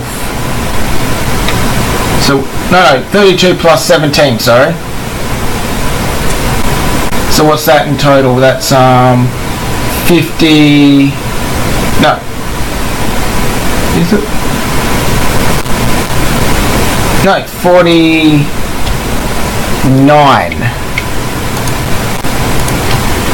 Minus 49. Oh wait, he's got armor. There we go. I'm pretty sure that's right. And now it is her turn. She's going to struggle to try and get her, get the tentacles off her face. So roll us a d20. She manages to shake the tentacles off her face, and then her second action she's going to try and escape. So roll us a strength check.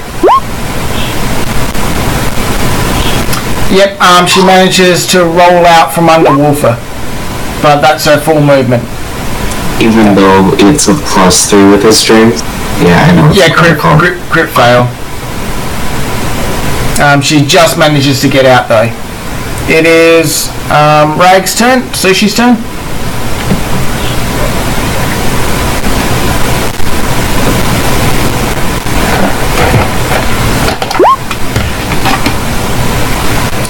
Okay. First one, you get 30 health back. Thank you. And 26 back.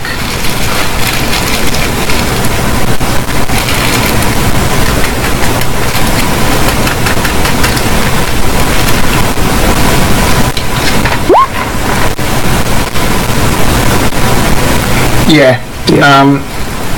There's a reason why he's scared by everybody in his country. He's got a short temper and a strong swing. Okay, it is now Emil's turn. Okay, she moves 15 feet. Okay. Kills you for 13. No, we were over-leveled for serving, not this guy. Oh, you pretty much are over-leveled for this guy.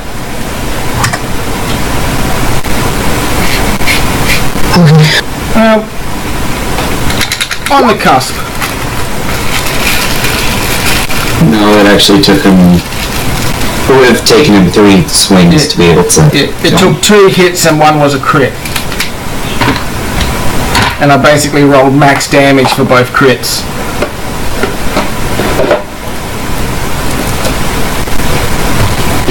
Okay. So she heals.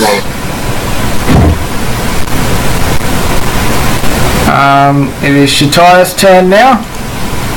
And sword. Okay, 9 plus 15, that's 24. So he minus 24, and then I plus the amount of 24, so that's 12. 12. Okay, and second attack. 4 plus 17, that's 21.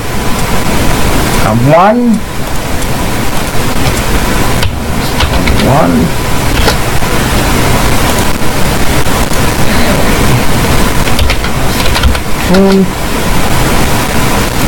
And that is his turn. First one, your turn. Okay. I'm up to the top of the pole, which is 15 feet. Yep. And with that, I can reach down the 15 that it would take to hit him. Yep. Yeah, he's about he's over 15 foot tall, so you can reach down from the top and actually hit him.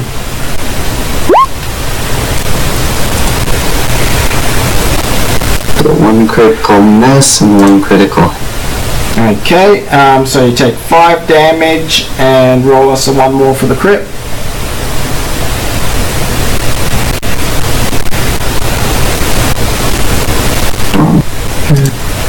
Yeah.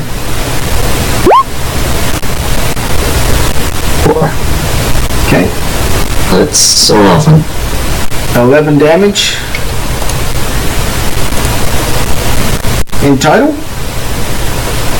Yeah, because there was only 1 hit.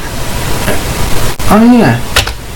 Okay, yep, you do 11 damage to him and you smack him straight in the face. He's not really accustomed to being struck in the face. It is Yeah. Wolfer's turn. Okay. Sprinkle her back down. So that's a 19. 19, okay. Let's see what she's got. 15, yep. You managed to pin her to the ground again. Okay, and Peter. That's a 10. You don't manage to suffocate her, but you've got your paw on her chest and you're pushing down on her. Okay. Okay, it's his turn. He looks up at you. Well, you're basically a bit under head height from him, and he swings the club at you. Can he actually reach up that high? Yes, he can.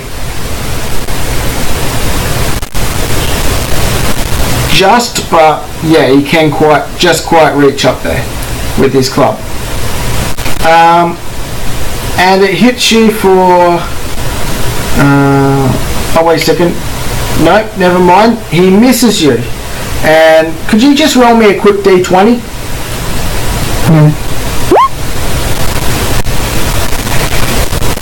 Okay, he does not smash the pillar. Second swing, he manages to hit you for 32 plus 17. Damn. So what's that? That's 40. 42 was one hit? Yep. That club is a 2d20 plus 5.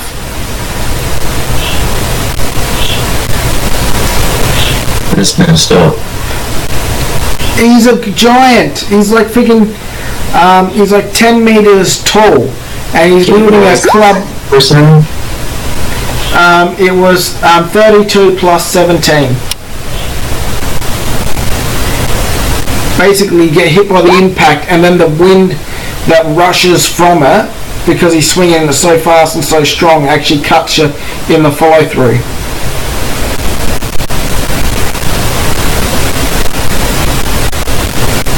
Okay, and that is his turn.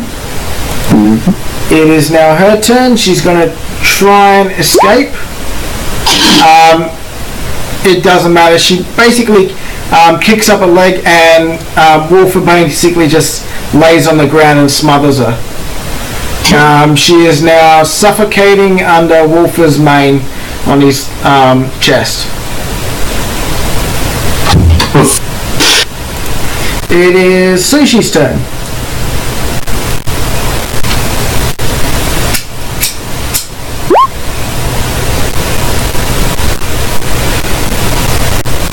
I never called you Winkler.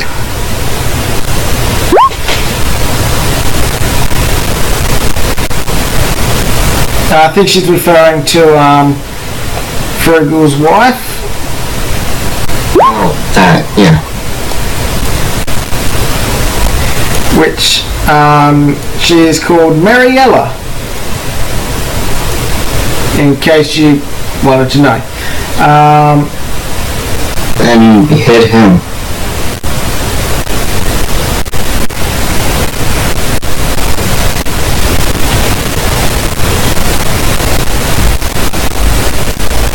You can do it. You can try a distance heal.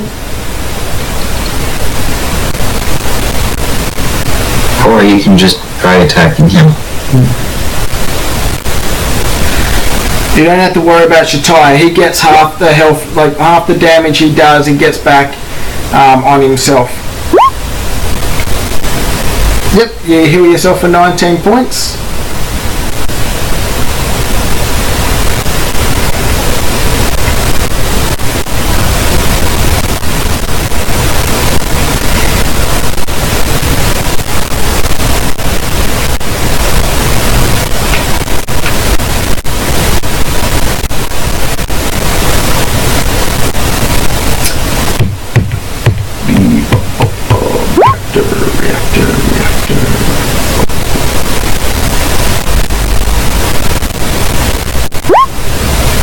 You managed to heal First Sworn for 26 health. Thank you.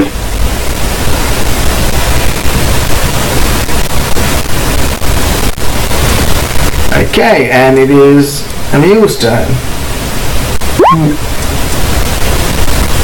Yes. Angus. Okay, Shataya. His turn.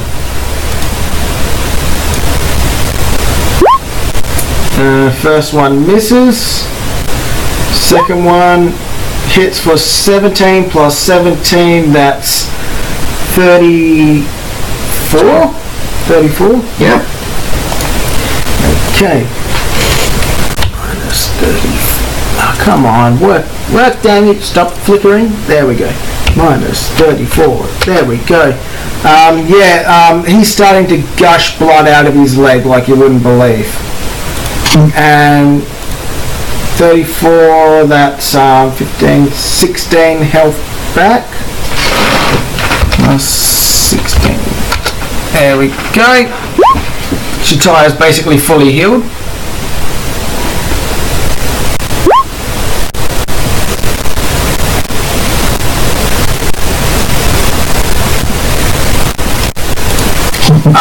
Basically he's not really wearing much armor. He is wearing armor on his legs,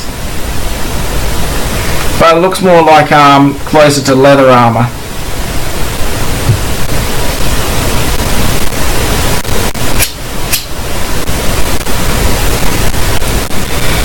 Okay, First Sworn, your turn.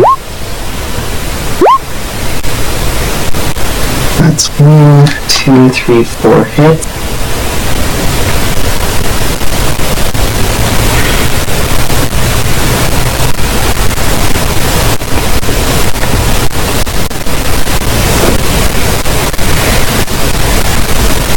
Okay, how much damage?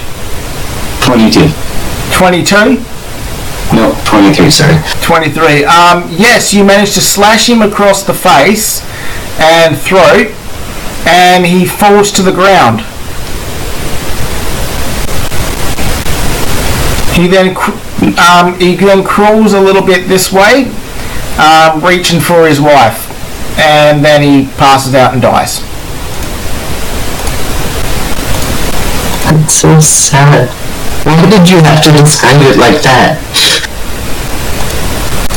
That is very depressing habits. Yep. He's just kind of like crawling, he's like, Mariella!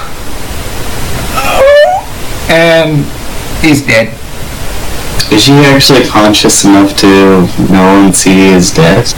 No, she's basically not, because her face is smothered by Wolfer's chest mane. So she's there struggling for air and just like kicking and flailing.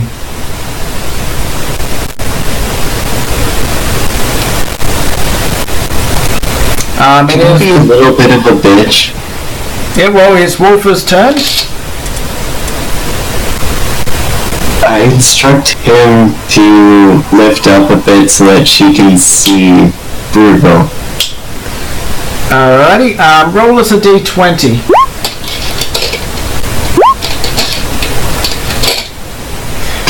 Okay.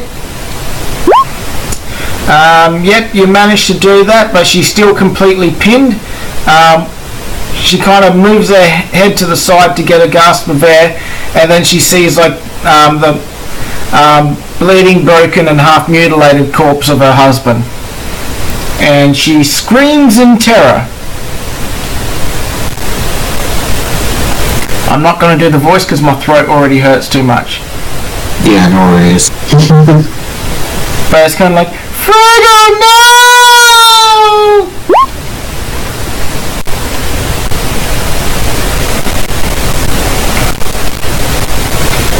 And more blood squirts from his head. And All this week. yep. And she's gonna try. She starts to glow and she tries to escape,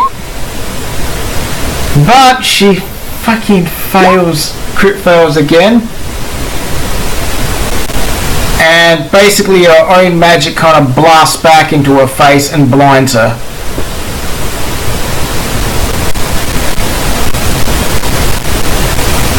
I'm keeping her. Yep. And she can't. And she kind of starts to suffocate again. Rag, your turn. Whatever you want to do.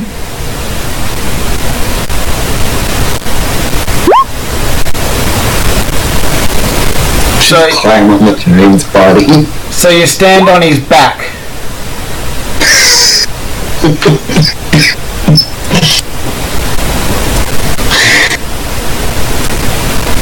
Alright.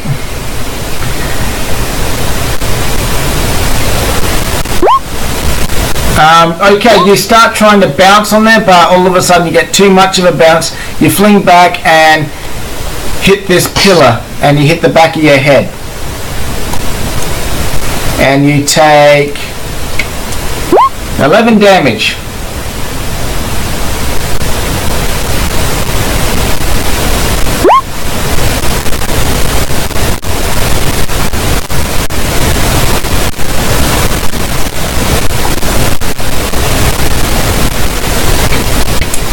Okay, it is Emil's turn.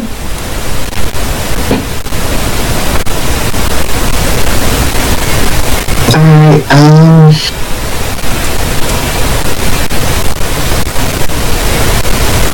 she's gonna go walk over to the throne there. Okay, it is a big ass throne. It's adorned with dragon bones. There were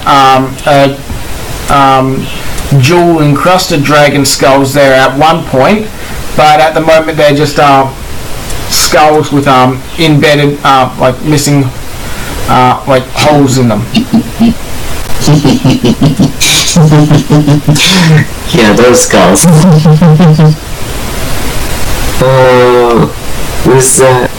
Yeah, we just took the gems. Yeah, basically you knew that you couldn't take the skulls because they were too big and heavy, so you basically just like, fuck it, prise open the freaking gems out of it, and I think you got diamonds, I think, out of them, didn't you? Oh yeah. Yep. We got a good price for those. Alrighty, that's her turn. Shataya's turn. I'm just going to assume that no, I'm going to assume that he loots.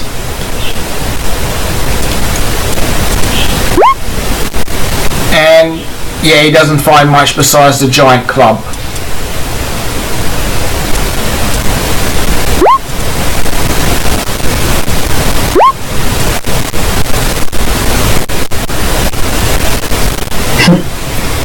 Yeah, well, when you got thrown back into the pillar, he's like, huh, serves you right for being a smart ass.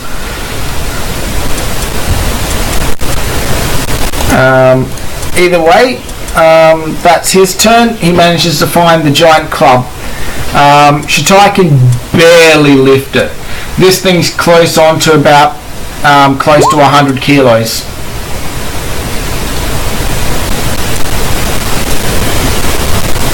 Okay, first one, your turn. Alright, I just climbed down the pillar. Okay, no problem. Wolfer's turn. He's currently suffocating her. He just keeps doing that. Yep. Roll me a d20 to basically enforce because but she can roll against it. Yep. Okay, and let's just have a look at this.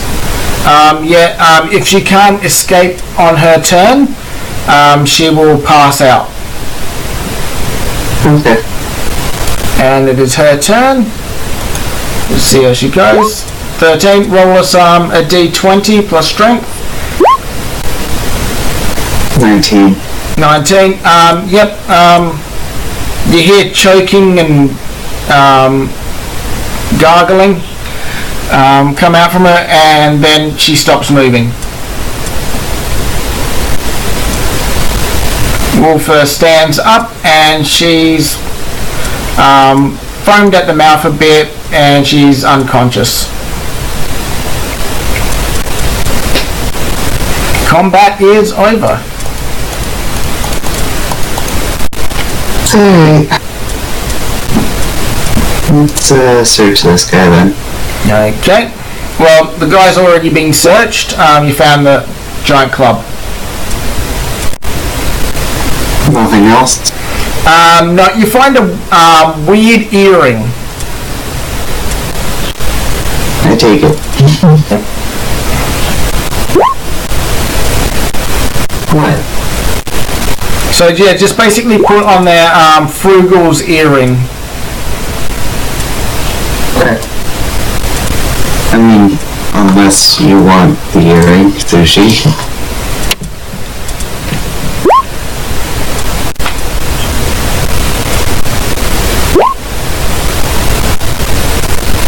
Do you want to search him, Sushi?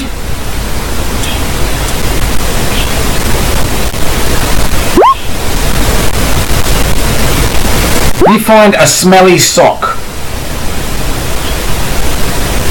You sniff it to see if it actually is a sock, and it burns your nostrils. You won't be able to smell anything properly for the next 2 days.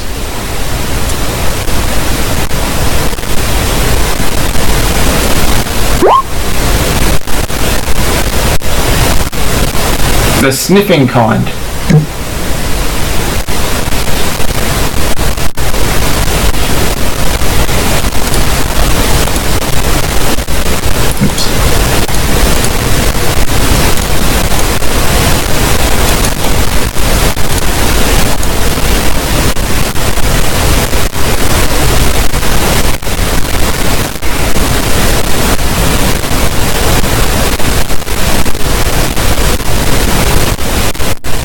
Oh yeah.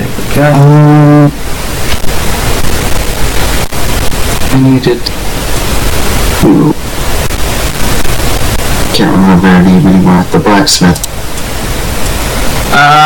The name of the blacksmith. Let me have a quick look. The special blacksmith, anyways. Yeah, that's who I was assuming.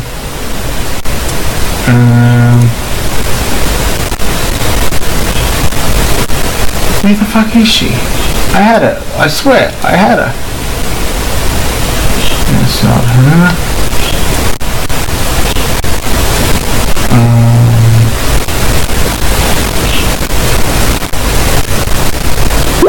Here's Bridget. There's over. Why wouldn't we blow up that? That was a pretty tough battle.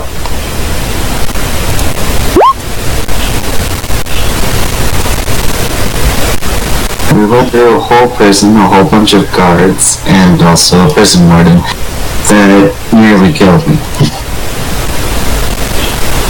Ingrid. There she is. Ingrid. Yes. I-N-G-R-I-D. Ingrid. That is right. I'll tell you what, next time there's a big boss, I'll make sure he makes a beeline for you, Sushi.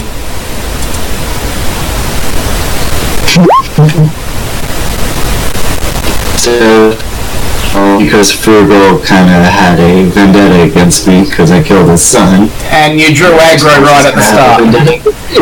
Yeah, you drew aggro right at the start. Well, yeah, why not? He's going like, hiya, I murdered your son. He squealed like a bitch. Sure didn't help him, did it?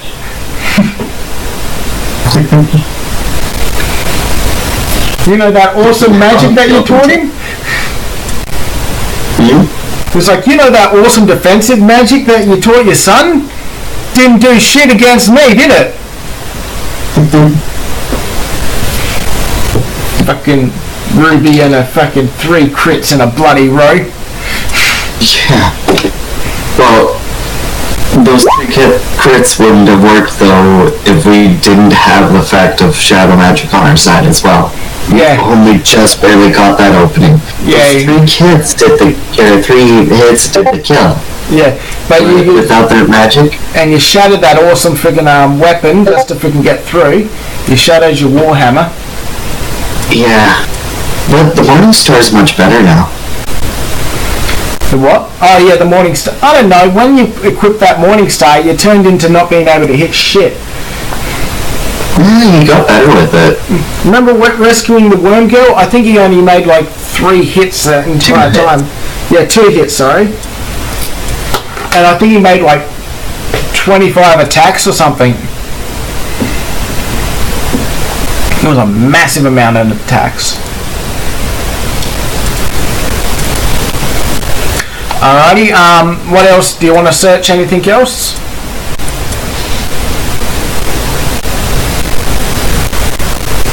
Because if you don't find it, it doesn't exist. Yeah, I'll just assume I'll write in the what's it called?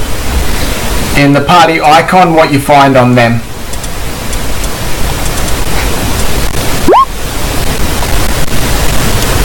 Yeah. Well, yeah, so we might as well just search the corpses we left behind. Yep. Just give me a general D20 roll. Ouch. Spears.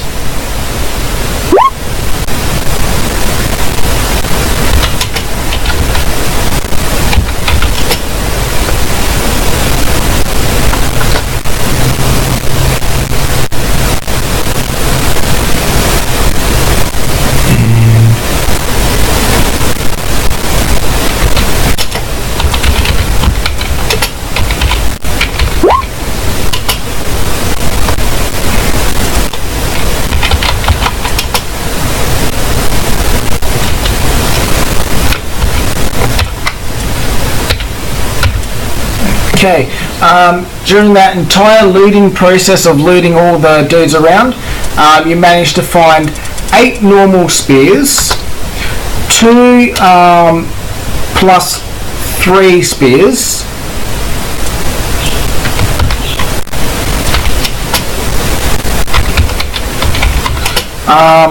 one 1.1 gold of loose change, mostly in steel and bronze. So each of us get 5 silver. No, you'd get... So you said 1.1, right? Yeah, 1.1 gold. But I'll round it up, basically. To 1.5 or 2? What we'll say is, 3 silver, 3 bronze. For everyone, okay. For each person, yeah. So I'll just... I don't know. There we go. Everybody just gets 3 silver and 3 bronze. That makes sense. And you would have gotten a lot more, but a 6 and a 2. Yeah, I don't know. Yep. And then obviously there's this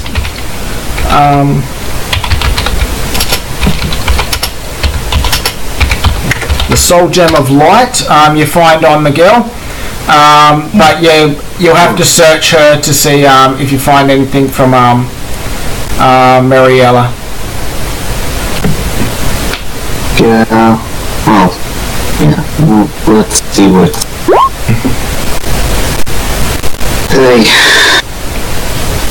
Okay, you find a pretty sparkly dress.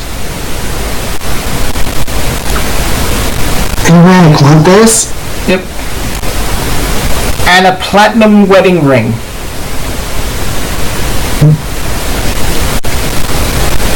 It's basically looks like a bunch of flowers. Like it's made out of platinum flowers. And there's an inscription within the band. What's it read?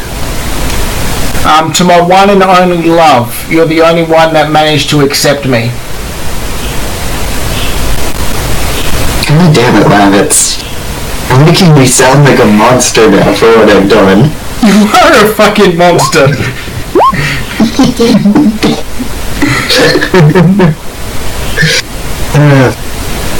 I do want to keep her alive, though. Yep. And I don't want to mind wipe her quite yet. But I'm taking away everything that gives her magic. She is very magical. She's got a staff, but it doesn't look like it's actually inherently magical for the most part. Like, it's got a few magical elements in it, but it's more as if it's a custom one to make everything look pretty around her. Okay. Basically, You can take her place and her staff. Yep. Detect. If you want, roll detect on it to see what her staff actually does. Okay. Yeah. This magic staff is basically. You get the feeling that was a very showman. Like had a lot of showmanship. So, you know, she'd enter the room and she'd like wave the staff around and like stars would appear. So basically you swing the staff and literally like lollygirl kind of like lolicon like stars would appear and flowers and stuff like that, all in lights.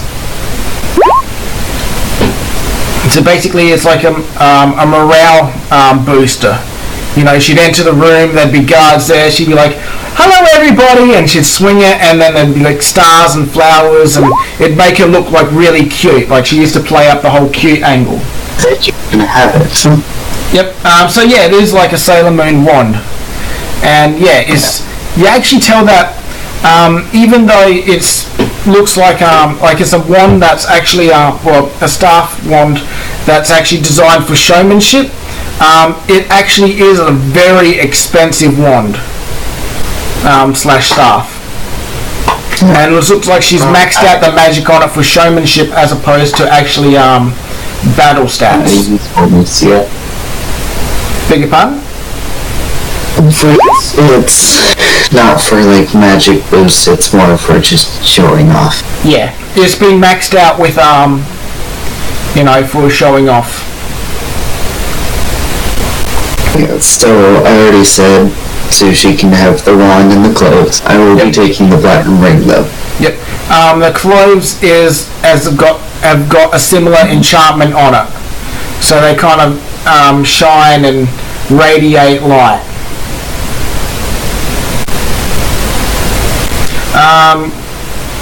Just put down the staff of light showmanship.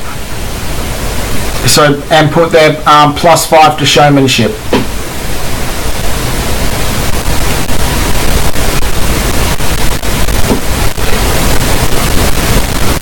Or perform. Either way, one of those two.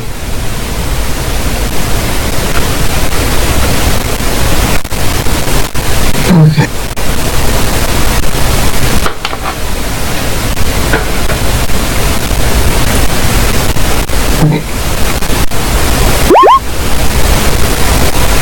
The clothes do a +1 on it. Actually, no, +2. We'll say +2. +2 what? +2 to perform, basically. Oh. Perform or showmanship, stuff like that. If you're trying to impress a crowd or somebody and you start using these items, you'll get a +7 to your roll if you're wearing them and using the staff. Make sure she's pulled out. Yep, she's unconscious. She's extremely light and small. How the did you get her to Frugal Jr.? Well, that is a mystery for the ages. That is like gonna be my first question to her.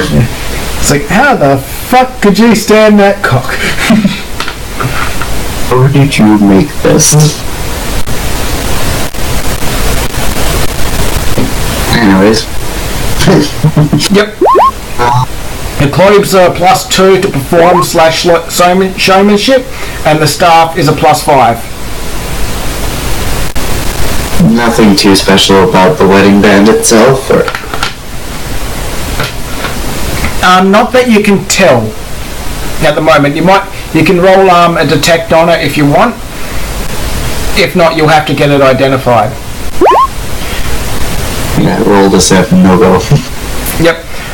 All you know is it's exactly this made and looks pretty much exactly the same as Frugal's earring. Does the earring have the same inscription? Yes, but not. It's a different inscription, but it looks exactly the same.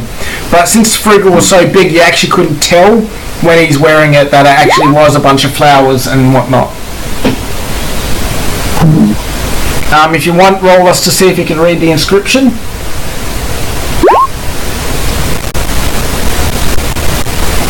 Okay, yep, you managed to read it, and it's like, to my one and only love, only you were the one that made me happy.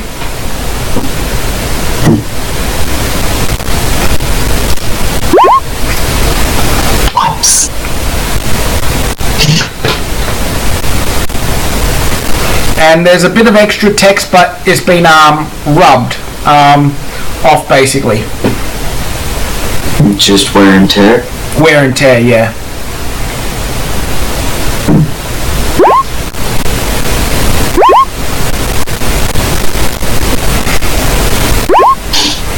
It looks, when you look at these rings, bad pun, Sushi. Yeah, when you look at these rings, they look quite old. Like they've actually been worn for probably close to 20, 25, maybe 30 years.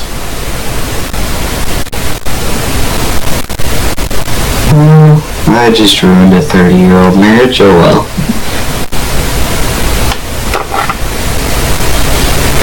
It's the first time now in this game. Won't be the last time though, there's gonna be a couple more and I'm definitely gonna... What for? Huh? What was that? I said it's the first time in this campaign that a long marriage like this is gonna be ended by me. Yeah, you're a fucking homewrecker, aren't you? Considering, see, there is who am I gonna be killing there? No, I'm not killing her. Oh, maybe. Well, you're gonna try and kill the queen, aren't you?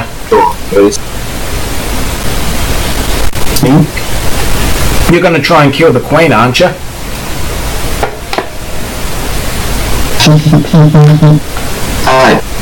Yeah, the Overlord's wife, anyways. Yep. Let me just see if I've actually got her name. I gotta remember this now. Oh, isn't it like Charlotte or something? No. It was something like Angelica or It wasn't Angelina, because that was the vampire. Angelina is the one I serve. Yep. Where is it? Andrea?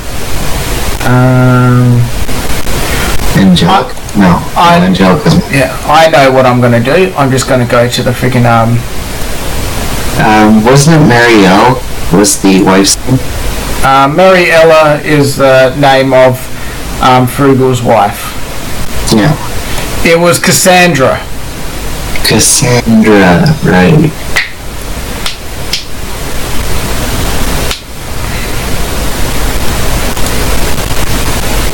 Yeah. Alrighty, anything else you want to search around? There's not much else to search, or, yeah, never mind. You got the throne? She had a chance to search the throne. No, you haven't searched the throne, you just kind of looked at it before. No, we searched the throne the last time we were here. Yeah, but that was a quick and dirty search, basically, because guards were coming. Oh, right. We only had like 5 minutes. Yep. Yeah, it's... To you, first of all, you kind of hop on there and you sniff it for some reason. I don't know why. That's just kind of like how you do things. But then you remember back, it's like, wait a second, I looked at things earlier. And then basically you find a bunch of dragon skulls, one on each hand rest, few dragon bones, and as you kind of look, you kind of open up one of the dragon's mouths, and then you find a couple of small gems inside of there, and you realise that these small gems is probably about 5 silver worth of small gems. No, you got the smelling was from the 1, the 16 is the gems.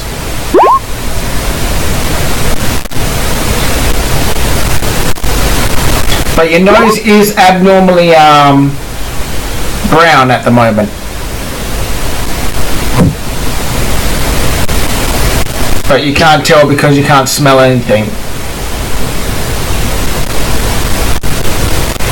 Just put 5 silver worth of gemstones.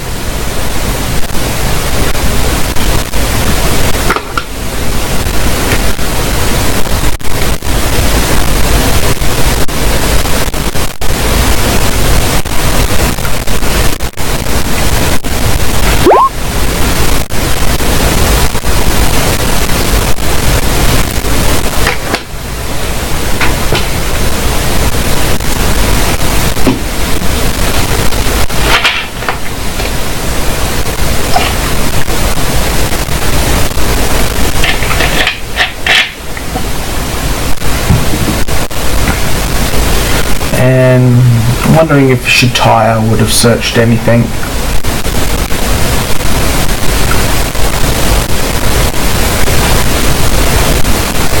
Nah, I'll leave it at that with Shatire. He found the big ass club, that's about all he can actually carry.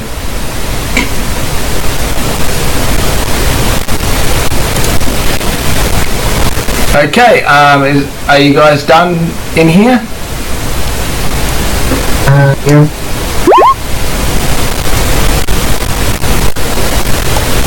Okay.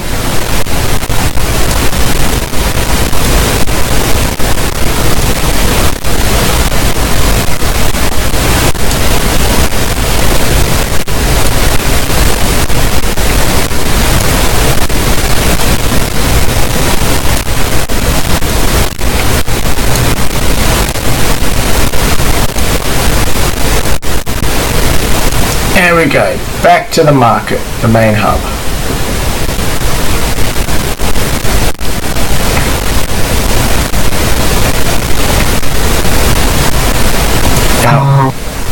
Magic Esther. Okay, I'll be right back, I'm just going to go take a piss so you guys can discuss what you'd like to do.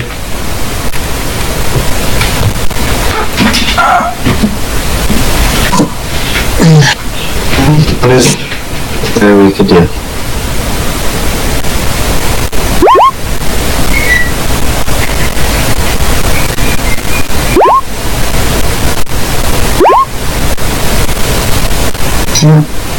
I was talking more like if you want to continue doing stuff or if we just stop now.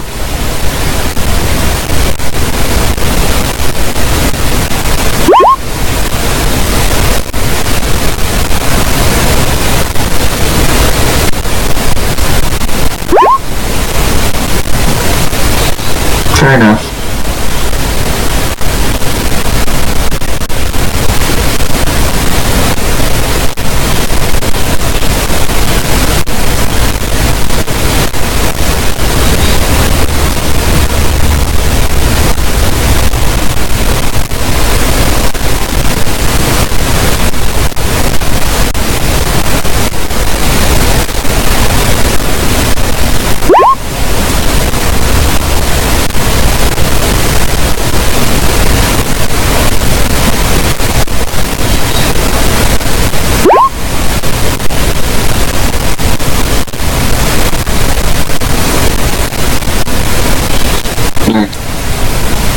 Only the other two options. There's like clearing out a cave and oh yeah, killing Serby. Either of those would be half an hour.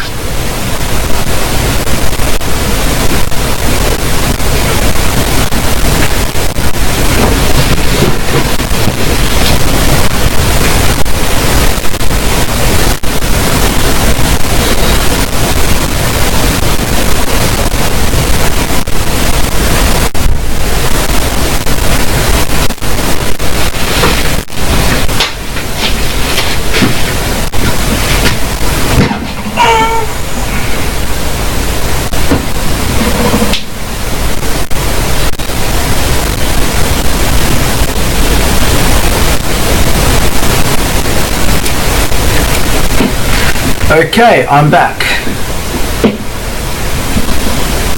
I think for the most part, we're just gonna like identify some stuff, see if wood skills kind of improve for us, and I think that's. Yep, no problem. Do you want to take the stone to the cave first? Oh yeah, there's that too. We might as well. Okay. There was a stone of light.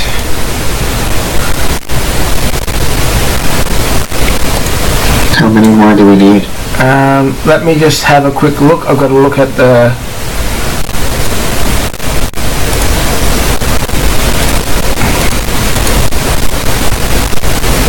There you go.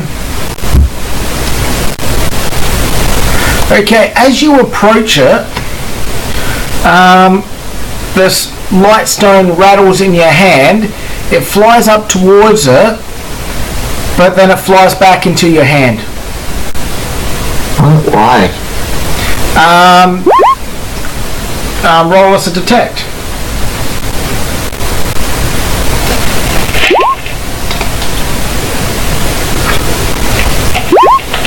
Okay, upon a close examination of the tablet, you realise that there's already a stronger light stone in there. So wait, we didn't need this stone? Not this, no. You see a red, a blue, a light, a black, and a brown stone inserted. So it's got fire, water, light, dark, and earth already inserted in the stone. So we need lightning and we need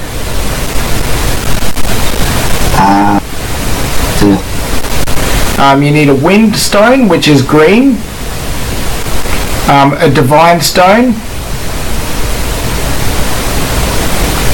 a divine stone. A divine stone, yes.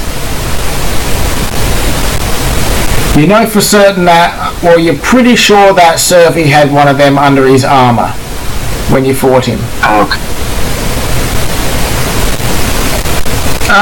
Yeah, you can keep it. Yeah. I'll toss the stone over to her. Yep, the stone radiates in your hand.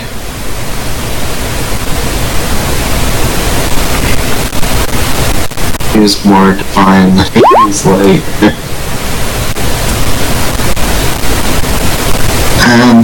Yeah, they're basically crystallized monster essence or monster souls that were formed during the Great Extinction. So they just need a lightning, a divine, and a wind. Yes. See, there's more than one of each stone. Yeah.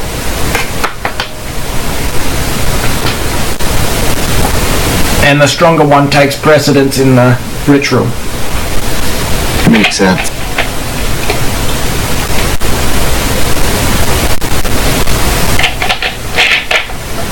I don't mind killing Survey, it's more the fact of I don't want to kill the others. Because there are soldiers still under... his name's Ed, right? Ed? King Albert. Never mind. Yeah, Albert. King Albert. Because, yeah, there's still soldiers under Albert. I don't want to kill those.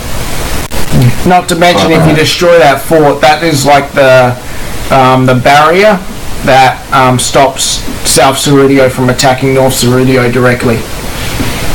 Exactly. So I need a formal duel with Survey. You can try that. Why don't I try that? It's up to you. If you want, you can probably try it in a side quest or on the main quest. It's up to you.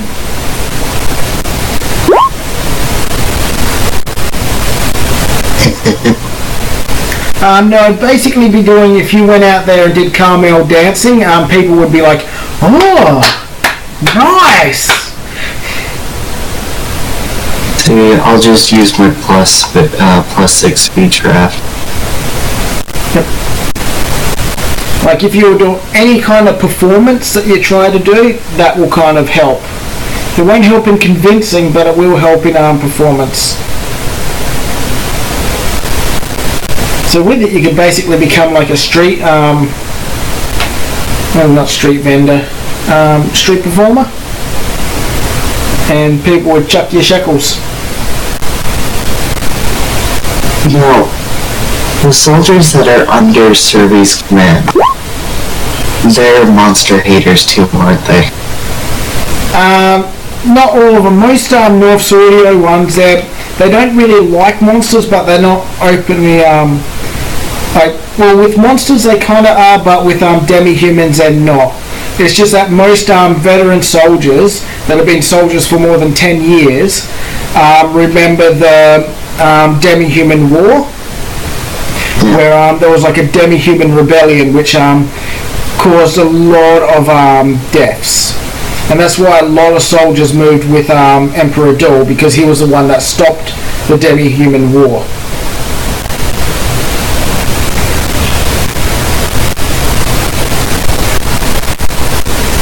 Yeah, you don't have to work at Ricky's. You can always just stand at a street corner and make bubbles.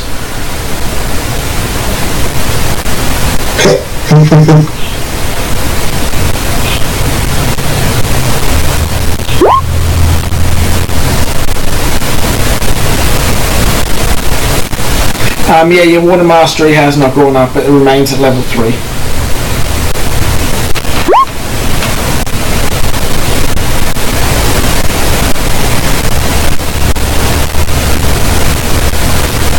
Do we level up today or no? Yes, you do level up. Okay.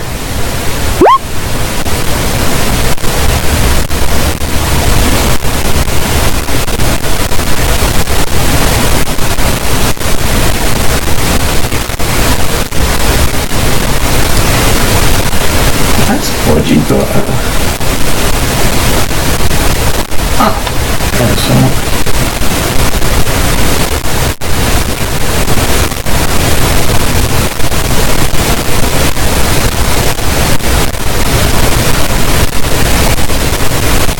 Whoa, I've really got to fix Bodgy's information. Basically, the old selling thing was basic spells and identification of items is 50 bronze.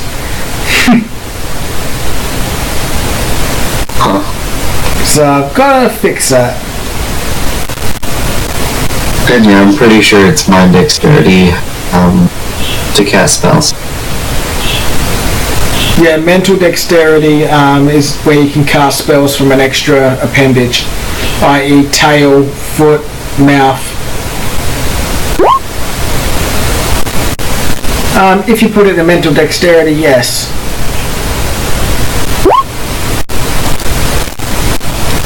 Alrighty, we'll level you up first, so you put that into mental dexterity. Okay, now roll us a 4d6 plus 12? 4d6 plus 12. Okay, add 27 to your life pool. So what's that? That's like 48, I think. 148. Hey, hold on there, Ricky. Was that for your health? Yeah. No, it's plus 12, not plus 9. I only have 3 in body. Oh, okay, yep, sorry, yep. Never mind. Okay, at 18. I've done enough level up so I can do this by heart. Okay, and we'll level up Wolfer and Emil.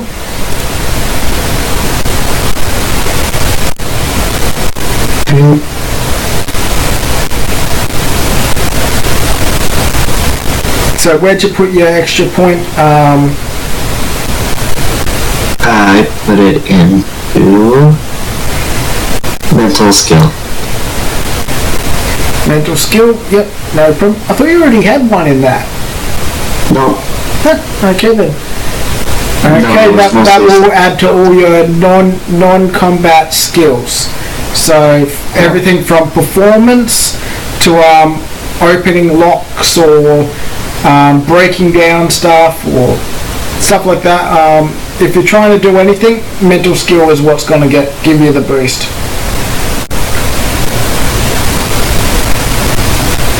And Mel's getting mental dexterity. Okay, where's it now? Mel's getting mental dexterity. Okay, so just like category for all the mental abilities, so that's like your social, that's your skill, and that's your dexterity. It's just like the total amount of what you have in mind is all of the three numbers added up.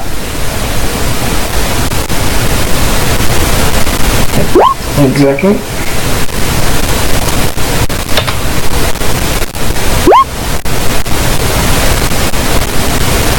Yes. Yeah, it makes for it's all non-combat stuff for the most part, except for mental dexterity or mind dexterity. That allows you to use alternate appendages, so it's kind of like a multitasking ability, which allows you to attack extra.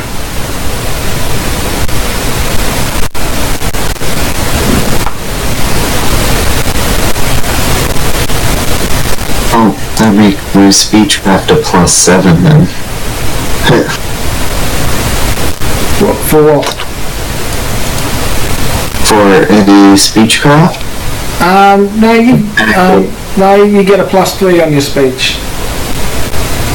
So you get a +3 with social, Yep. or if you're counting all mine, then it's a +4, and I already have an extra bonus +3 with the other stuff I have. No, it doesn't plus all mind.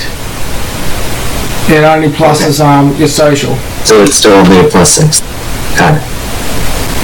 +6? Where are you getting +6 from? Because of it, I have an item that's a +2 and an item that's a +1 that I constantly wear. Oh, yeah.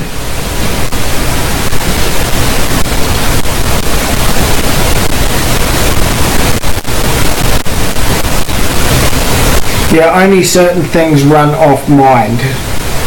For the most part, it runs off these lower ones. Okay.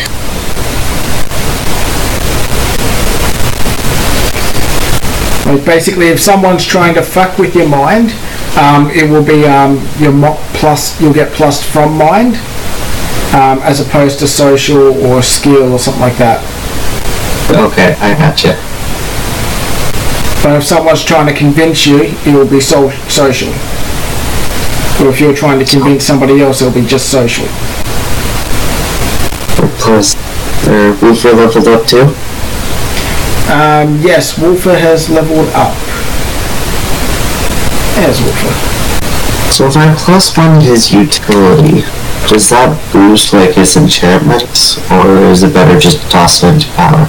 No, it doesn't really work with him because he's got basically his only ability with magic is to enchant whatever he's holding in his mouth. So only power then. Yeah, so only power will actually work with his magic. Okay, then I will put it in power. Okay, so that will go up to a D12. Magic damage. Shadow magic damage. Yeah.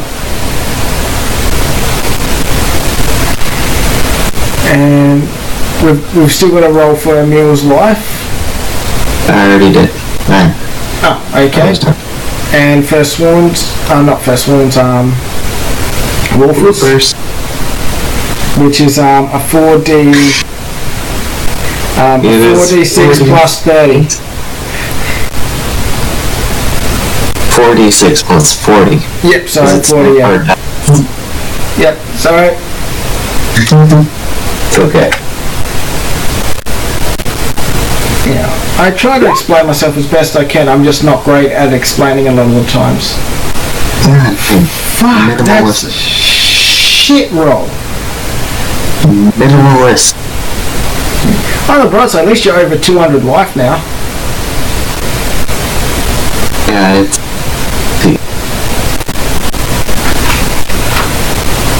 263. He's at 263 life. How did you suddenly get an extra 100? He was at 216 already. Oh, I thought he was at 147.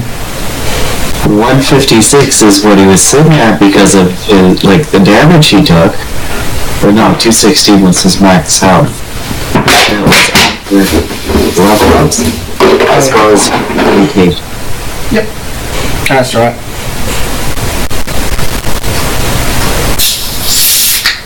Shame he can't mutate when he gets to level 10 in something. You know, because he's at level 10 in body, but he doesn't get the adulthood mutation. Since he's technically only half monster, basically. Yep. Yeah, well, no, we already went through that. Yeah. Alright, so that's done for them.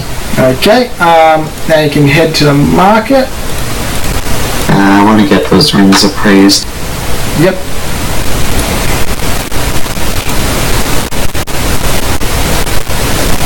There you go.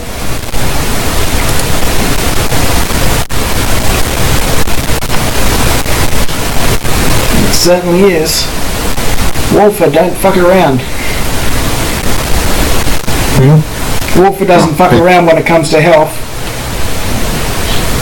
He's literally got more health than Frugal had. Oh shoot, okay. Frugal had 200. That is a little bit broken. Yep. Okay. Okay, so what do I owe OG for the appraise? 1 bronze for each appraisal. Simple enough. Hey OG, how's it going? G'day, how are ya? Yeah, I got a couple rings for you to take a look at. No problem, hand them over. I gave him both rings. Yep, they float out of your tentacles, and he pulls out a monocle and starts observing them. He's like, platinum! Don't see that much around here in the Underhive.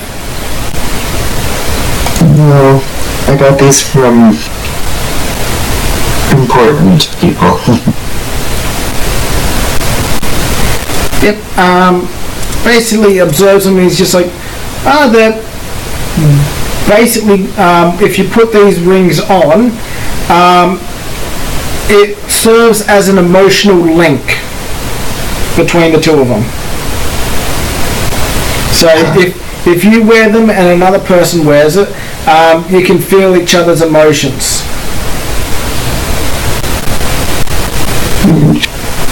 So fear, love, hate, resentment, stuff like that. That's what these rings do. So if one of them's happy, like one person's happy who wears it, the other person will have happiness in them. And they'll be able to focus on that and actually, even if they're depressed, they'll be able to cheer themselves up with it. Where if one person's really angry, the anger will transfer across. So it works good for both good and bad. But basically you can choose if you feel that emotion or not. That explains why she was always happy. Yep, so she'd sing and be happy, and basically it'd help stop him from murdering people whenever he got bored.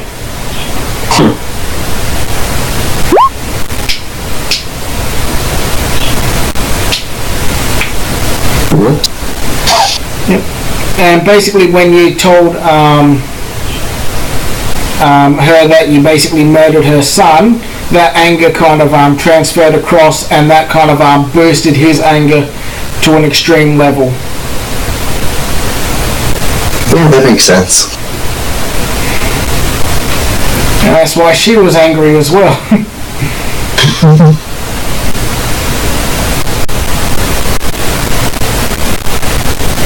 Oh well. Poor Frugal can't catch a break. Poor Frugal. And Couldn't poor catch a break. Mariella. Lost son. Died in front of his wife. Figured out who killed his wife. Died to that person, or killed his son. Died to that person. Well, she was angry from the moment that you basically brought up her son when you met her on the Palisade. Yeah, how did I bring that up? I can't remember. I'll have to. Oh, it was the comment of, "You're really fucking tiny. How did he come out of you?" And then she's like, "How do you know him?" And I just kind of pushed it further. I think that's what Citron said to Frugal. That's what I said to Virgo. Yeah. But to her, I just kind of said, yeah, it was just more me making the comment of, how did that massive thing come of your tiny body? And then she asked, like, how I knew her son. That was kind of it.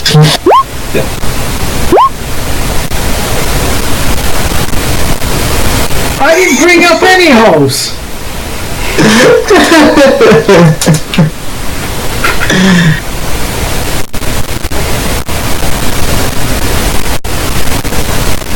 Anyways. So, Gordy, who would these go for?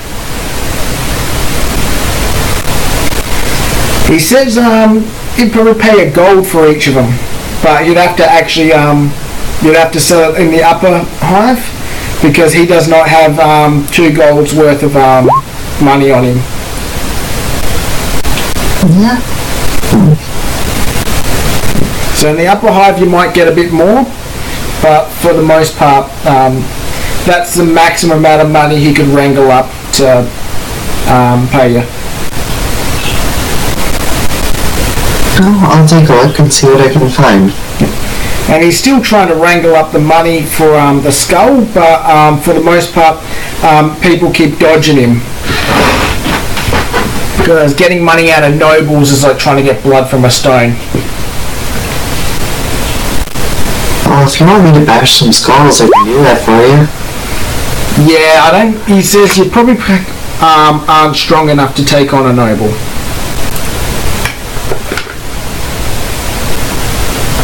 I mean, I took on the warden of the prison. Noble monsters are basically like level 30s. Because it all depends. Like you raise to being a noble by being super strong and achieved shitloads. So noble is kind of like a rank up, level up, as opposed to an actual nobility blood thing. So you have to earn. Cassandra.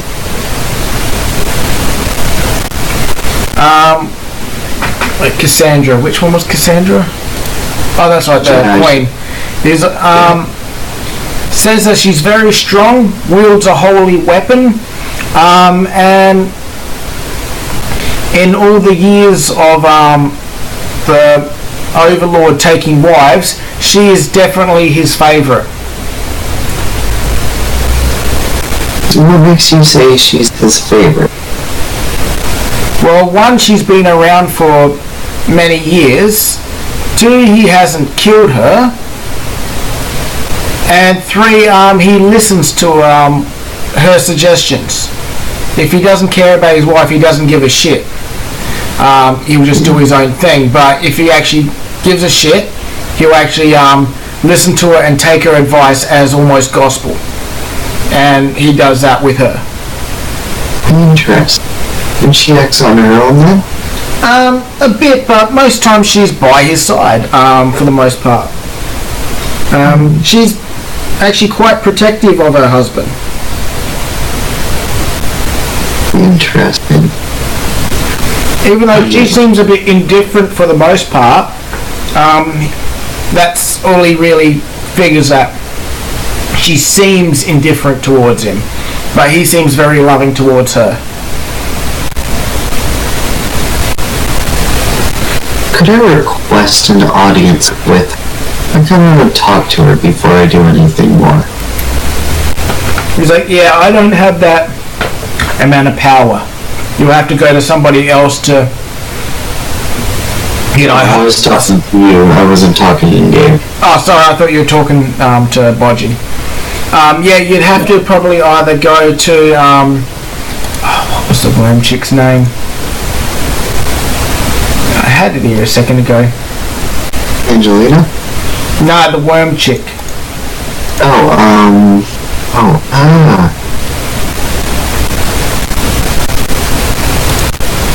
I can't remember. Nora. You'll have to either go to Nora, or you might be able to swingle your way with Bridget or Angelina. But their services don't really come cheap or without strings. What about, the old guy? Stereotypical guy name.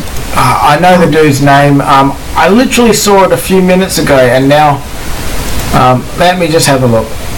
It is, I think it was Hector. Yeah, Hector. Hector, yes, Hector. You might be able to swingle him, but you'd have to basically bribe him. Because he's more interested in the cult activity that he's researching. So he'd literally have to put that research down to arrange a meeting, and he doesn't really want to do that. So you basically have to... I am the one providing him with that information.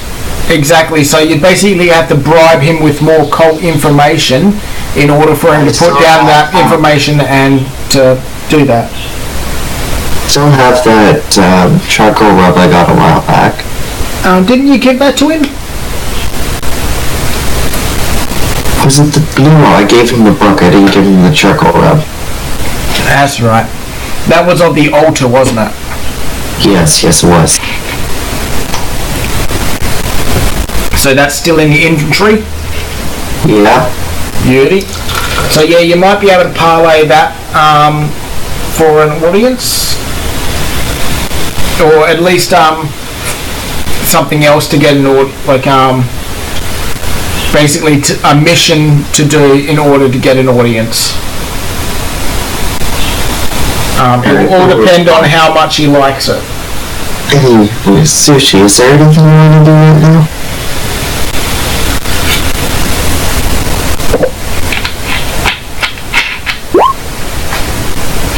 Alrighty, what would you like to be doing? Okay.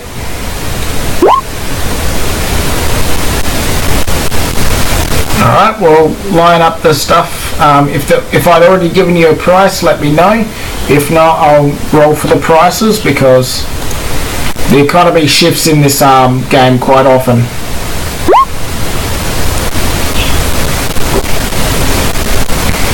A throne?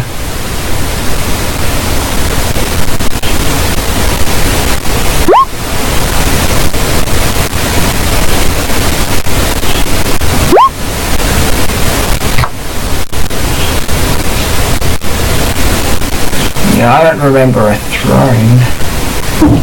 I'm trying to remember back now.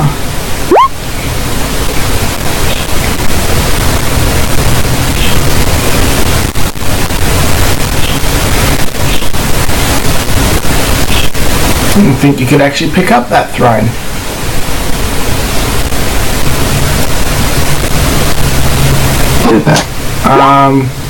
But yeah, yeah, I'll assume that you picked up the ornate throne chair. they'll give you 2.5 silver for it.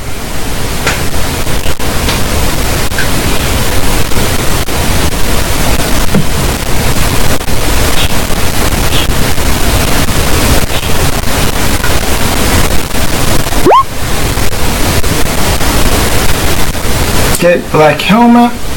Let's see. Yeah, he's going to give you 3 bronze.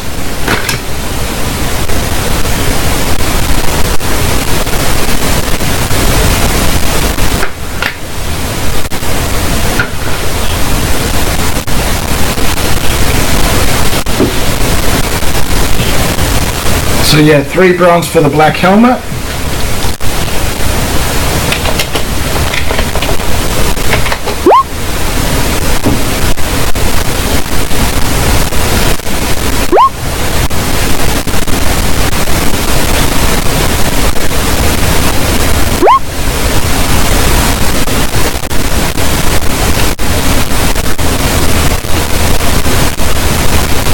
Yeah, he'll give you 1 bronze for the 2 parchments.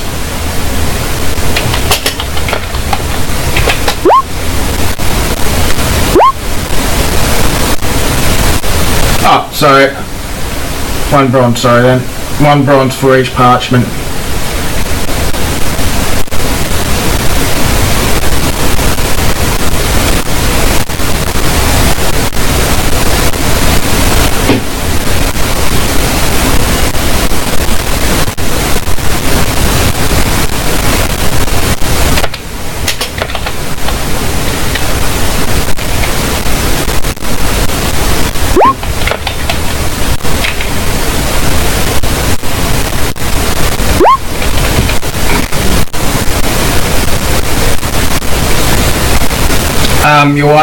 You can either sell them or you can have them identified for a bronze each and then sell them after that.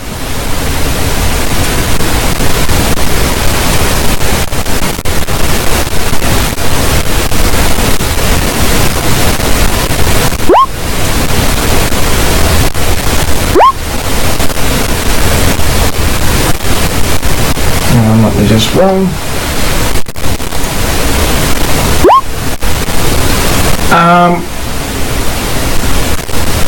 1.5 silver.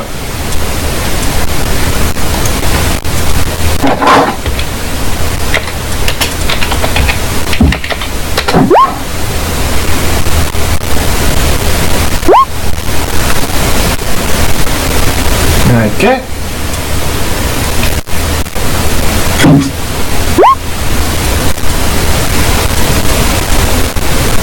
Yeah, no, that's fine.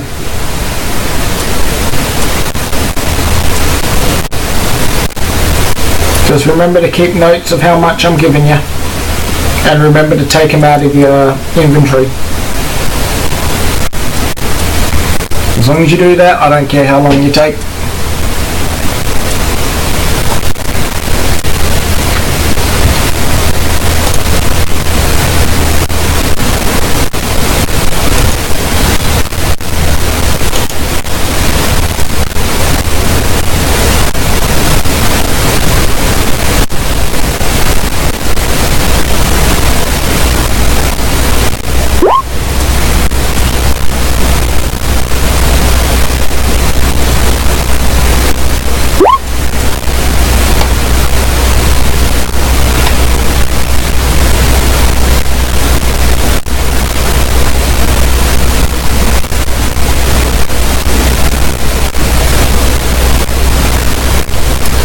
A magic large tent, or a communal tent, let's see.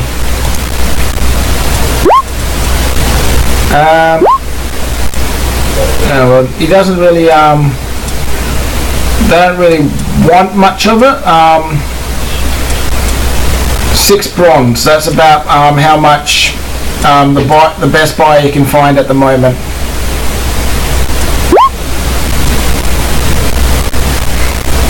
No problem. Yeah, you either have to look for somebody different or wait for the market to shift.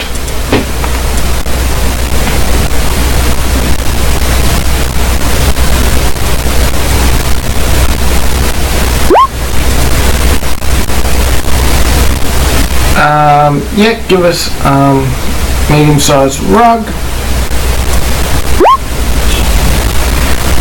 Yep. 7 bronze.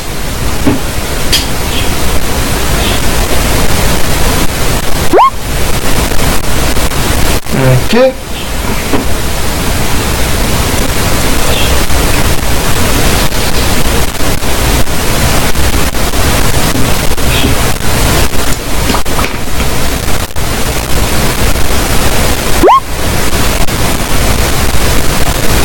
Yep, let me just roll to see. Yep, 1.4 silver.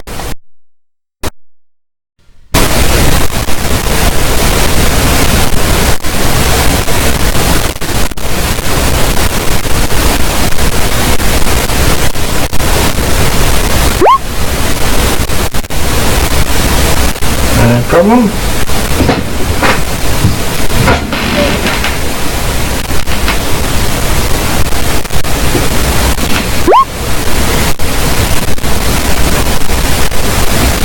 No problem.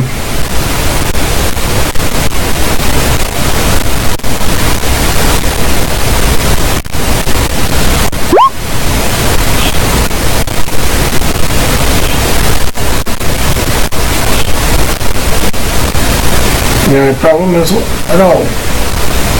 Now remember, in the party icon, I've written down how much, like what you got from the prison.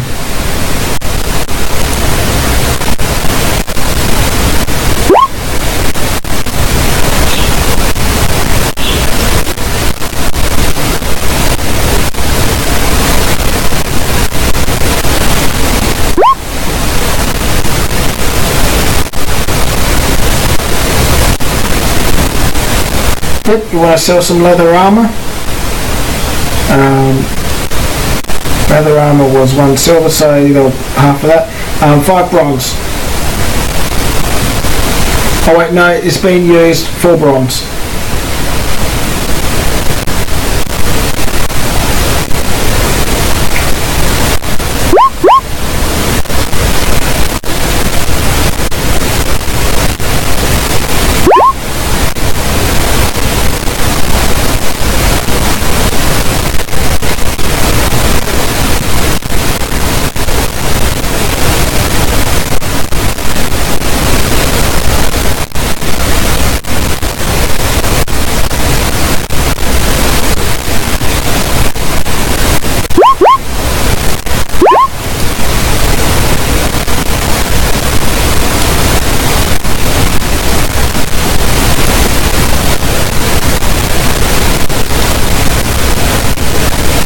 No problem. Alright, Sid, what did you want to do?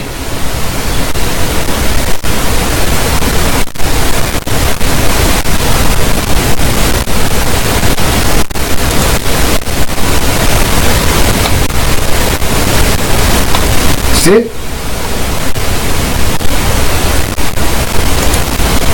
Huh? Oh, yeah, you're back. Yeah, sorry. Muted?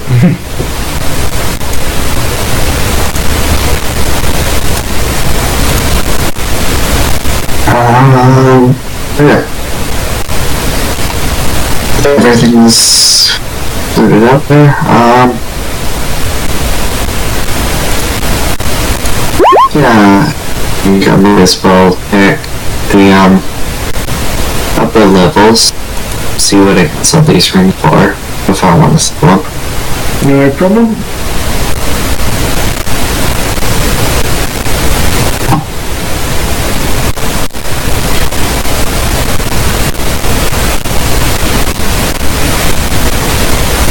Alrighty, so I'll take it to the upper level market. Alright, and who do I want to talk to? Actually,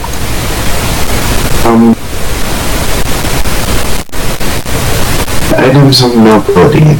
That was the, Magic Craft here. That was the guy who had my wings, right? Yeah, that's who you've got the lay-by for the wings. Yep, And there's Magic Crafter up here. he'd be able to appraise the wings as well, wouldn't he? Maybe. Or would it be better to go to him? Items of nobility is where like the posh stuff is brought and sold. So he'd be the better person to go to? Yes. Okay. The armor and the Okay. weaponsmith, maybe. The weapons vendor, maybe. But the best chance is items of nobility, which is the name of the shop. Yeah, well, I'll pick up my wings now. Yeah. And then we'll go to the other guy. Alrighty. The wings give you will give Amel a leap attack, Yep.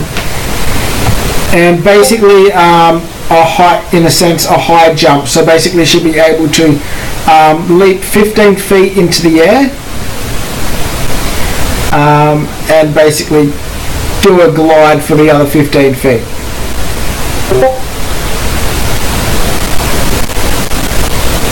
What's beeping? Is that coming through from yours? Yeah, that's coming through from you.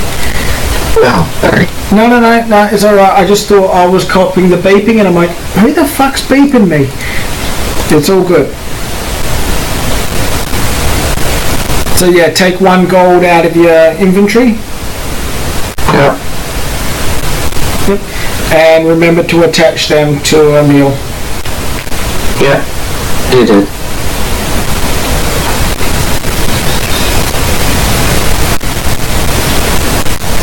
Yeah, and the jump will cost 1 action. Yep. They also look really pretty.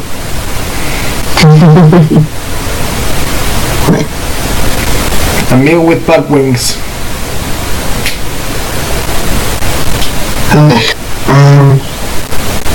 Okay, so let's go to the items of nobility. No problem.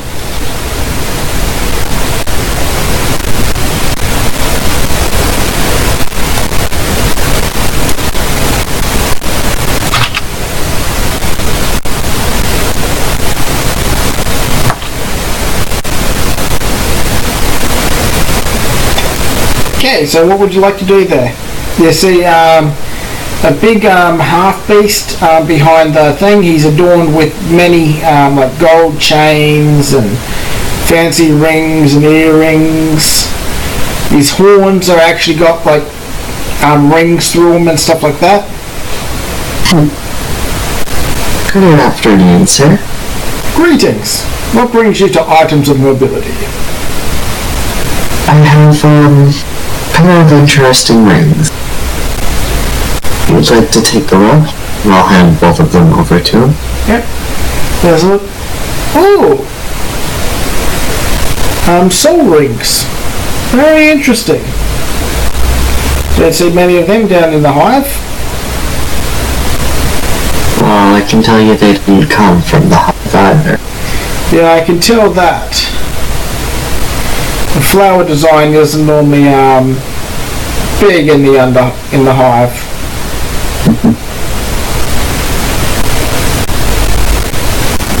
So what? You want them more identified? You want something put on them? You want to sell them? Well, what would they be worth? He's like, let's see. The buyer, he's running calculations through his head. He's like, I can give you 1.5 gold for each of them.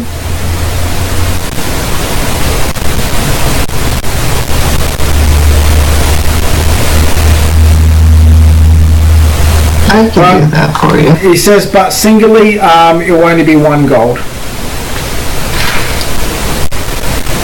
That's understandable. They would work well as a pack. Well, basically it's because they're a set. These ones are literally linked to each other. Yeah. No, that's understandable. I'll give you both. Yep. And that'll be 3 gold. Yep. So, 3 gold for you. Well, Unless you think you could do a little better for me. You can try persuasion, but yeah, he's pretty much set on the price. Okay.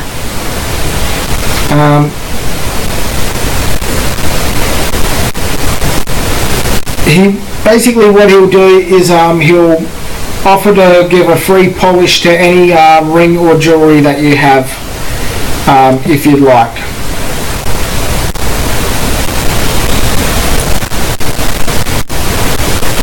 If I get him to polish the flawless slot bag necklace.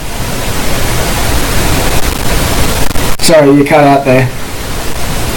The flawless queen slug eye necklace I have. Yep. You do that? Yep, you can do that. Will it give it any bonus? No, it won't give you any bonuses or anything, but it will look a lot nicer. And basically, if you try to sell it, it will give you a slight boost on the sale.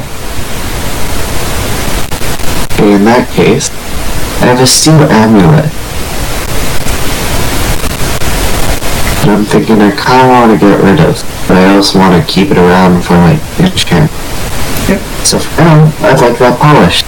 Alright, so yeah, now turn that into a polished steel amulet. Yep. Basically, when he hands it back to you, you can pretty much see your reflection in it. Well, you can see your reflection in it. It is that shiny.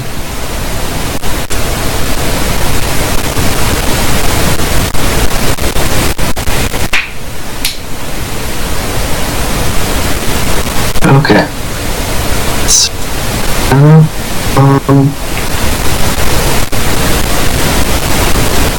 And 3 gold, right?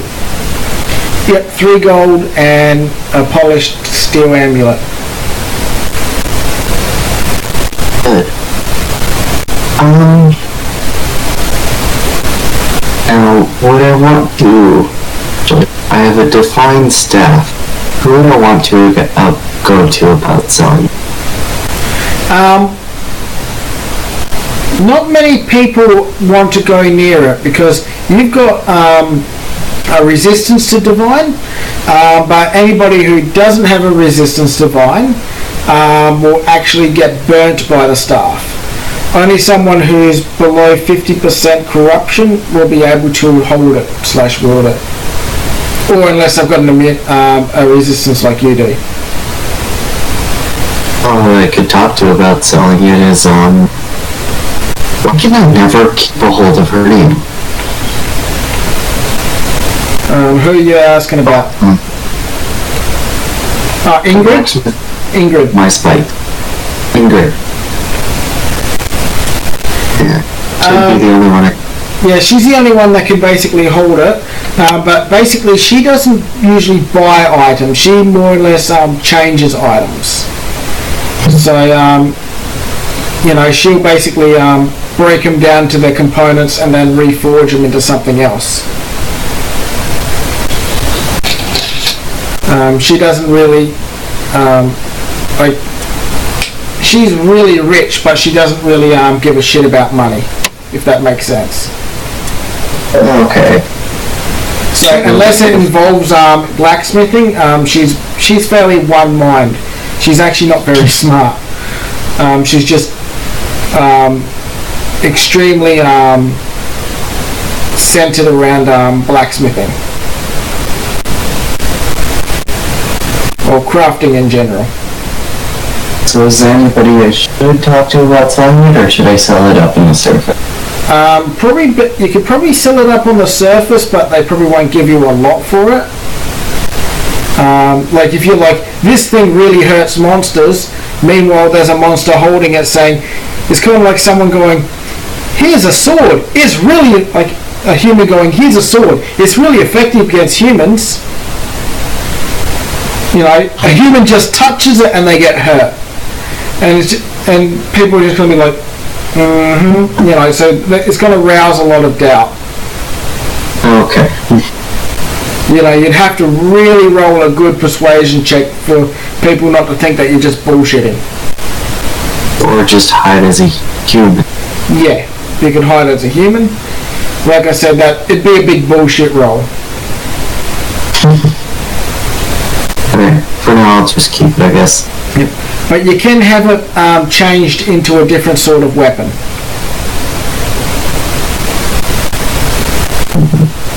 So just make a note of that it can be, Ingrid can alter its form.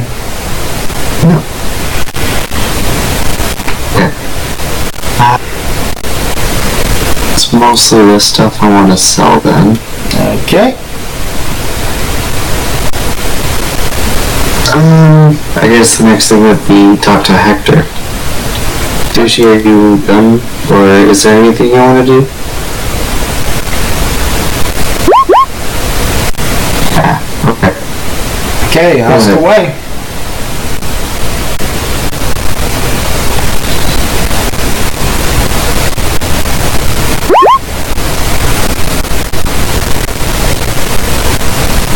Yeah. But yep.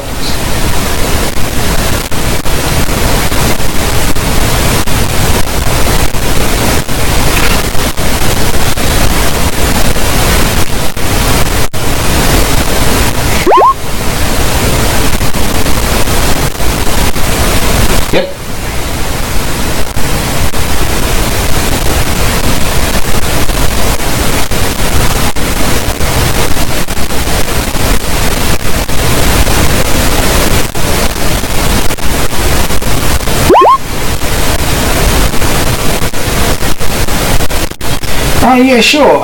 Let me just bring up the sheet.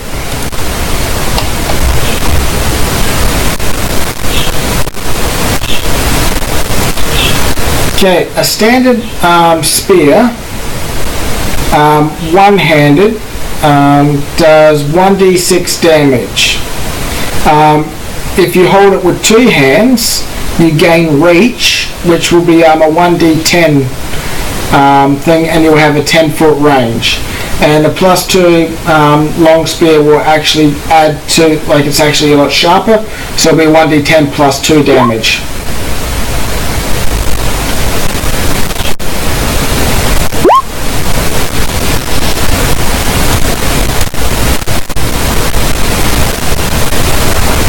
All on this list. Just scroll down, third from the bottom.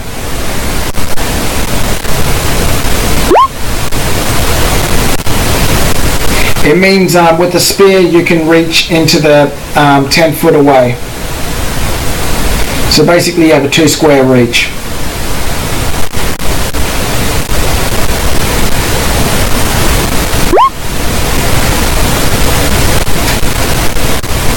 But if you have it one-handed, you've got to grip it by the center of the shaft, so therefore it only does a one, you don't get your reach.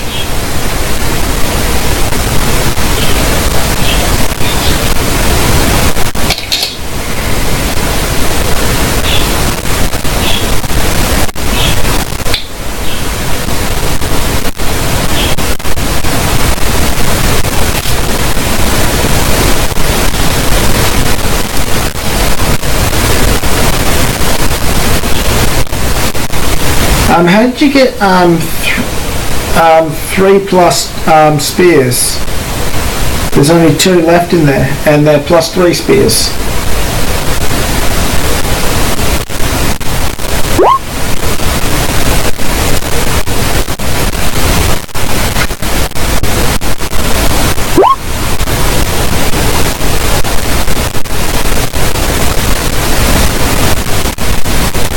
Yep, this is the prison loot section. I just put it on there in the party icon.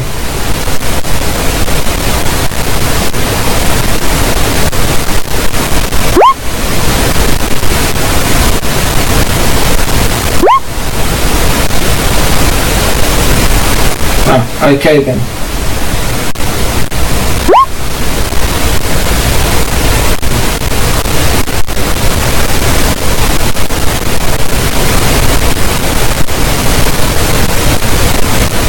Maybe. I'm not sure.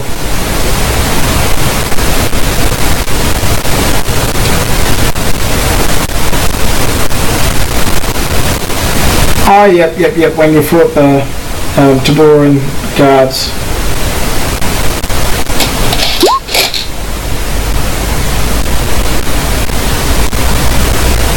Yes, they're just gripped differently. The standard spear can be gripped with one hand. A long spear is basically gripped with two hands.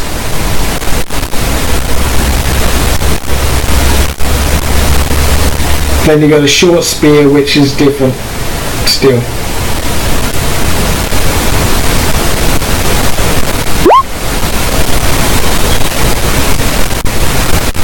Yep, you can hold it with one hand or two hands, but it depends. But that will change the damage and the reach.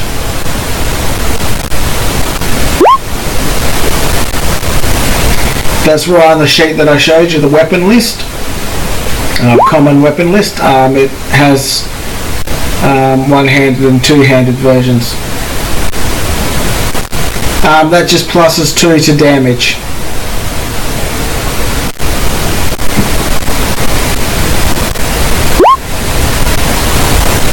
Yes, both single and two-handed is a +2.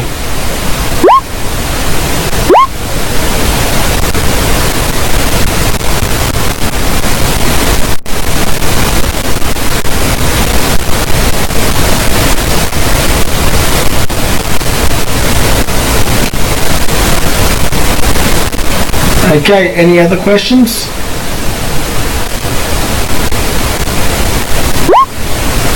No problem. Okay, Sid, what did you want to do next?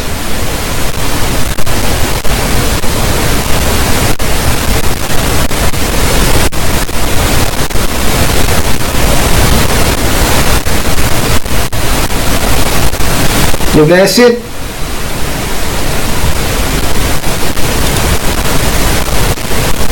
Yeah, I'm here. Beauty. Welcome back. So what did you want to do? You still have a prisoner to interrogate? I've assumed that you tied her up. Oh, yeah. Of course I did. Yep.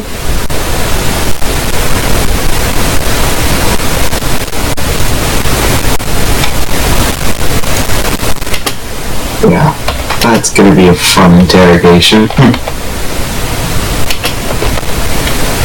I think I'll hold that off for a little bit here. Trying to think. What I do want to do is,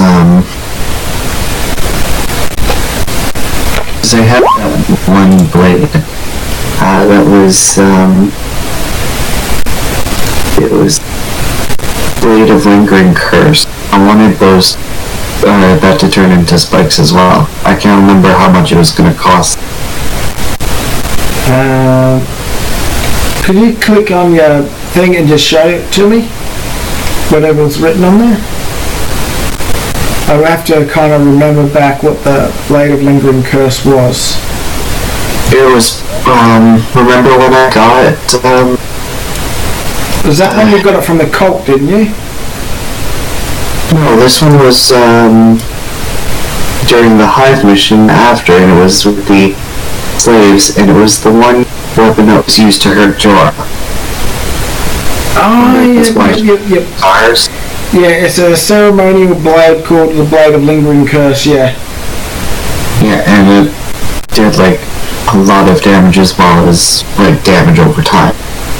Yep, Didn't write that down, but yeah, got that. if you didn't write it down, it doesn't exist anymore. No, I wrote down Blade of Lingering Curse. I didn't write down what the damage was or anything like that. Alrighty, well we'll have to re-roll for what the damage does then. All I remember, it was like damage over time. Okay, let's have a gander.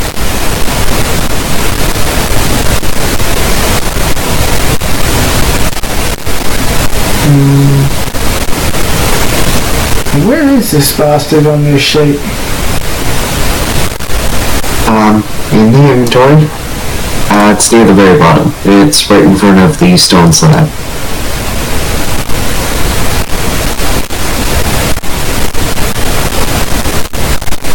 Outside carts, liquor barrels. Huh? Oh, there we go. It's in the Blade of Lingering Curse, stone slab.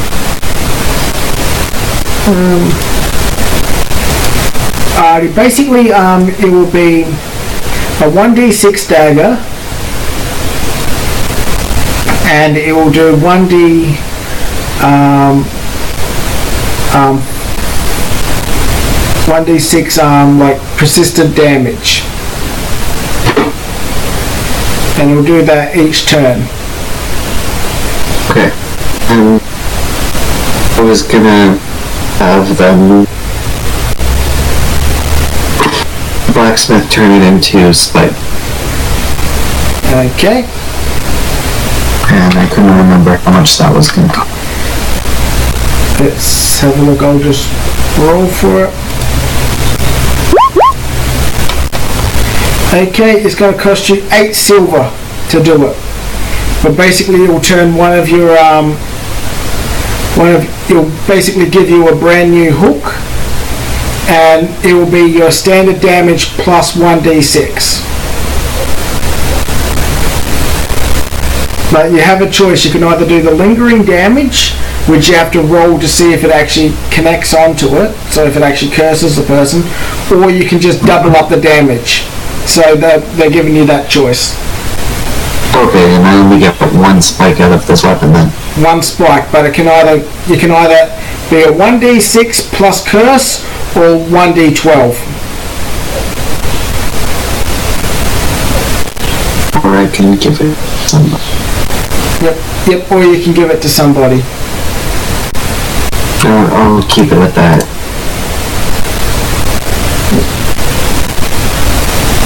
I'll give it to somebody.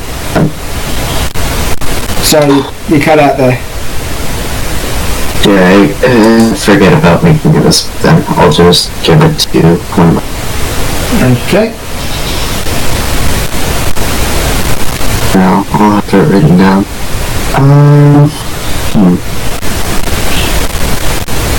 A 16D. A 16D lingering.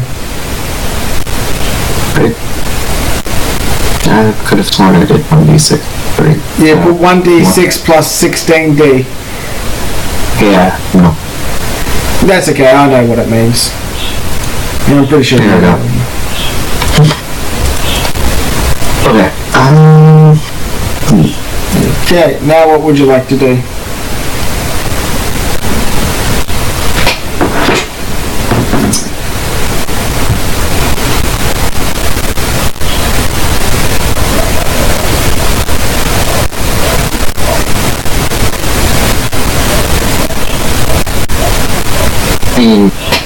Could try and level up the others, but I don't know, because most of the other stuff that I usually do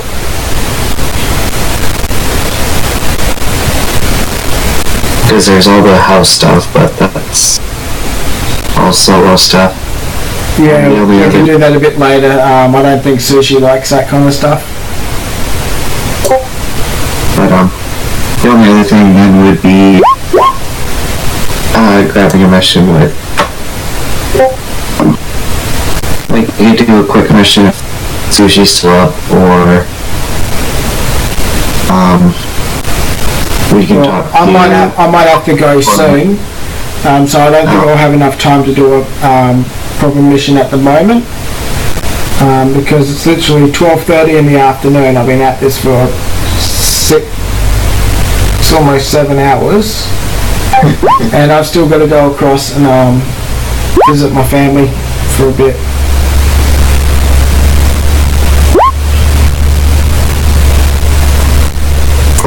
If you have one more thing to do, Sushi, you can do that, and yeah, the other stuff is just kind of like solo stuff.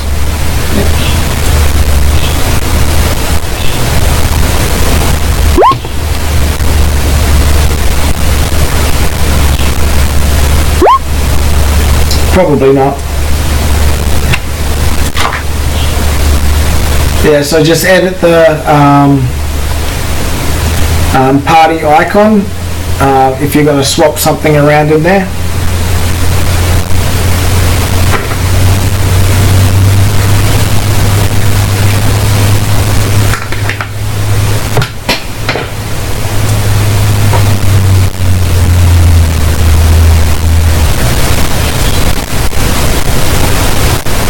and you can go visit your family and stuff. I'm probably gonna be up pretty late. I didn't get up till like 1 today anyways, and I don't till So 5 tomorrow.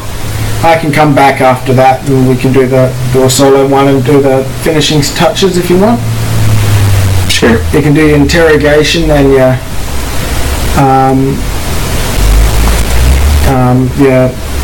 show rolls. Yeah. Just if I don't go over there, I'm going to cop an earful from my sister. Yeah, no worries. I know how family is. Well, they're over there doing, her and her fiance are over there doing stuff, helping my mum out.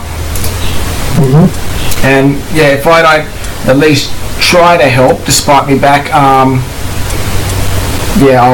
get judgmental comments from her. Yeah, fair enough. So I don't care if your back's broken. Just fucking do something. So yeah, I'll be back in like an hour or so maybe. Sounds good. So yeah, I will catch you two a bit later unless you need to do anything right now. No, I'm good. You all good, Sush? Yep. Alright, are you heading to bed, I'm guessing?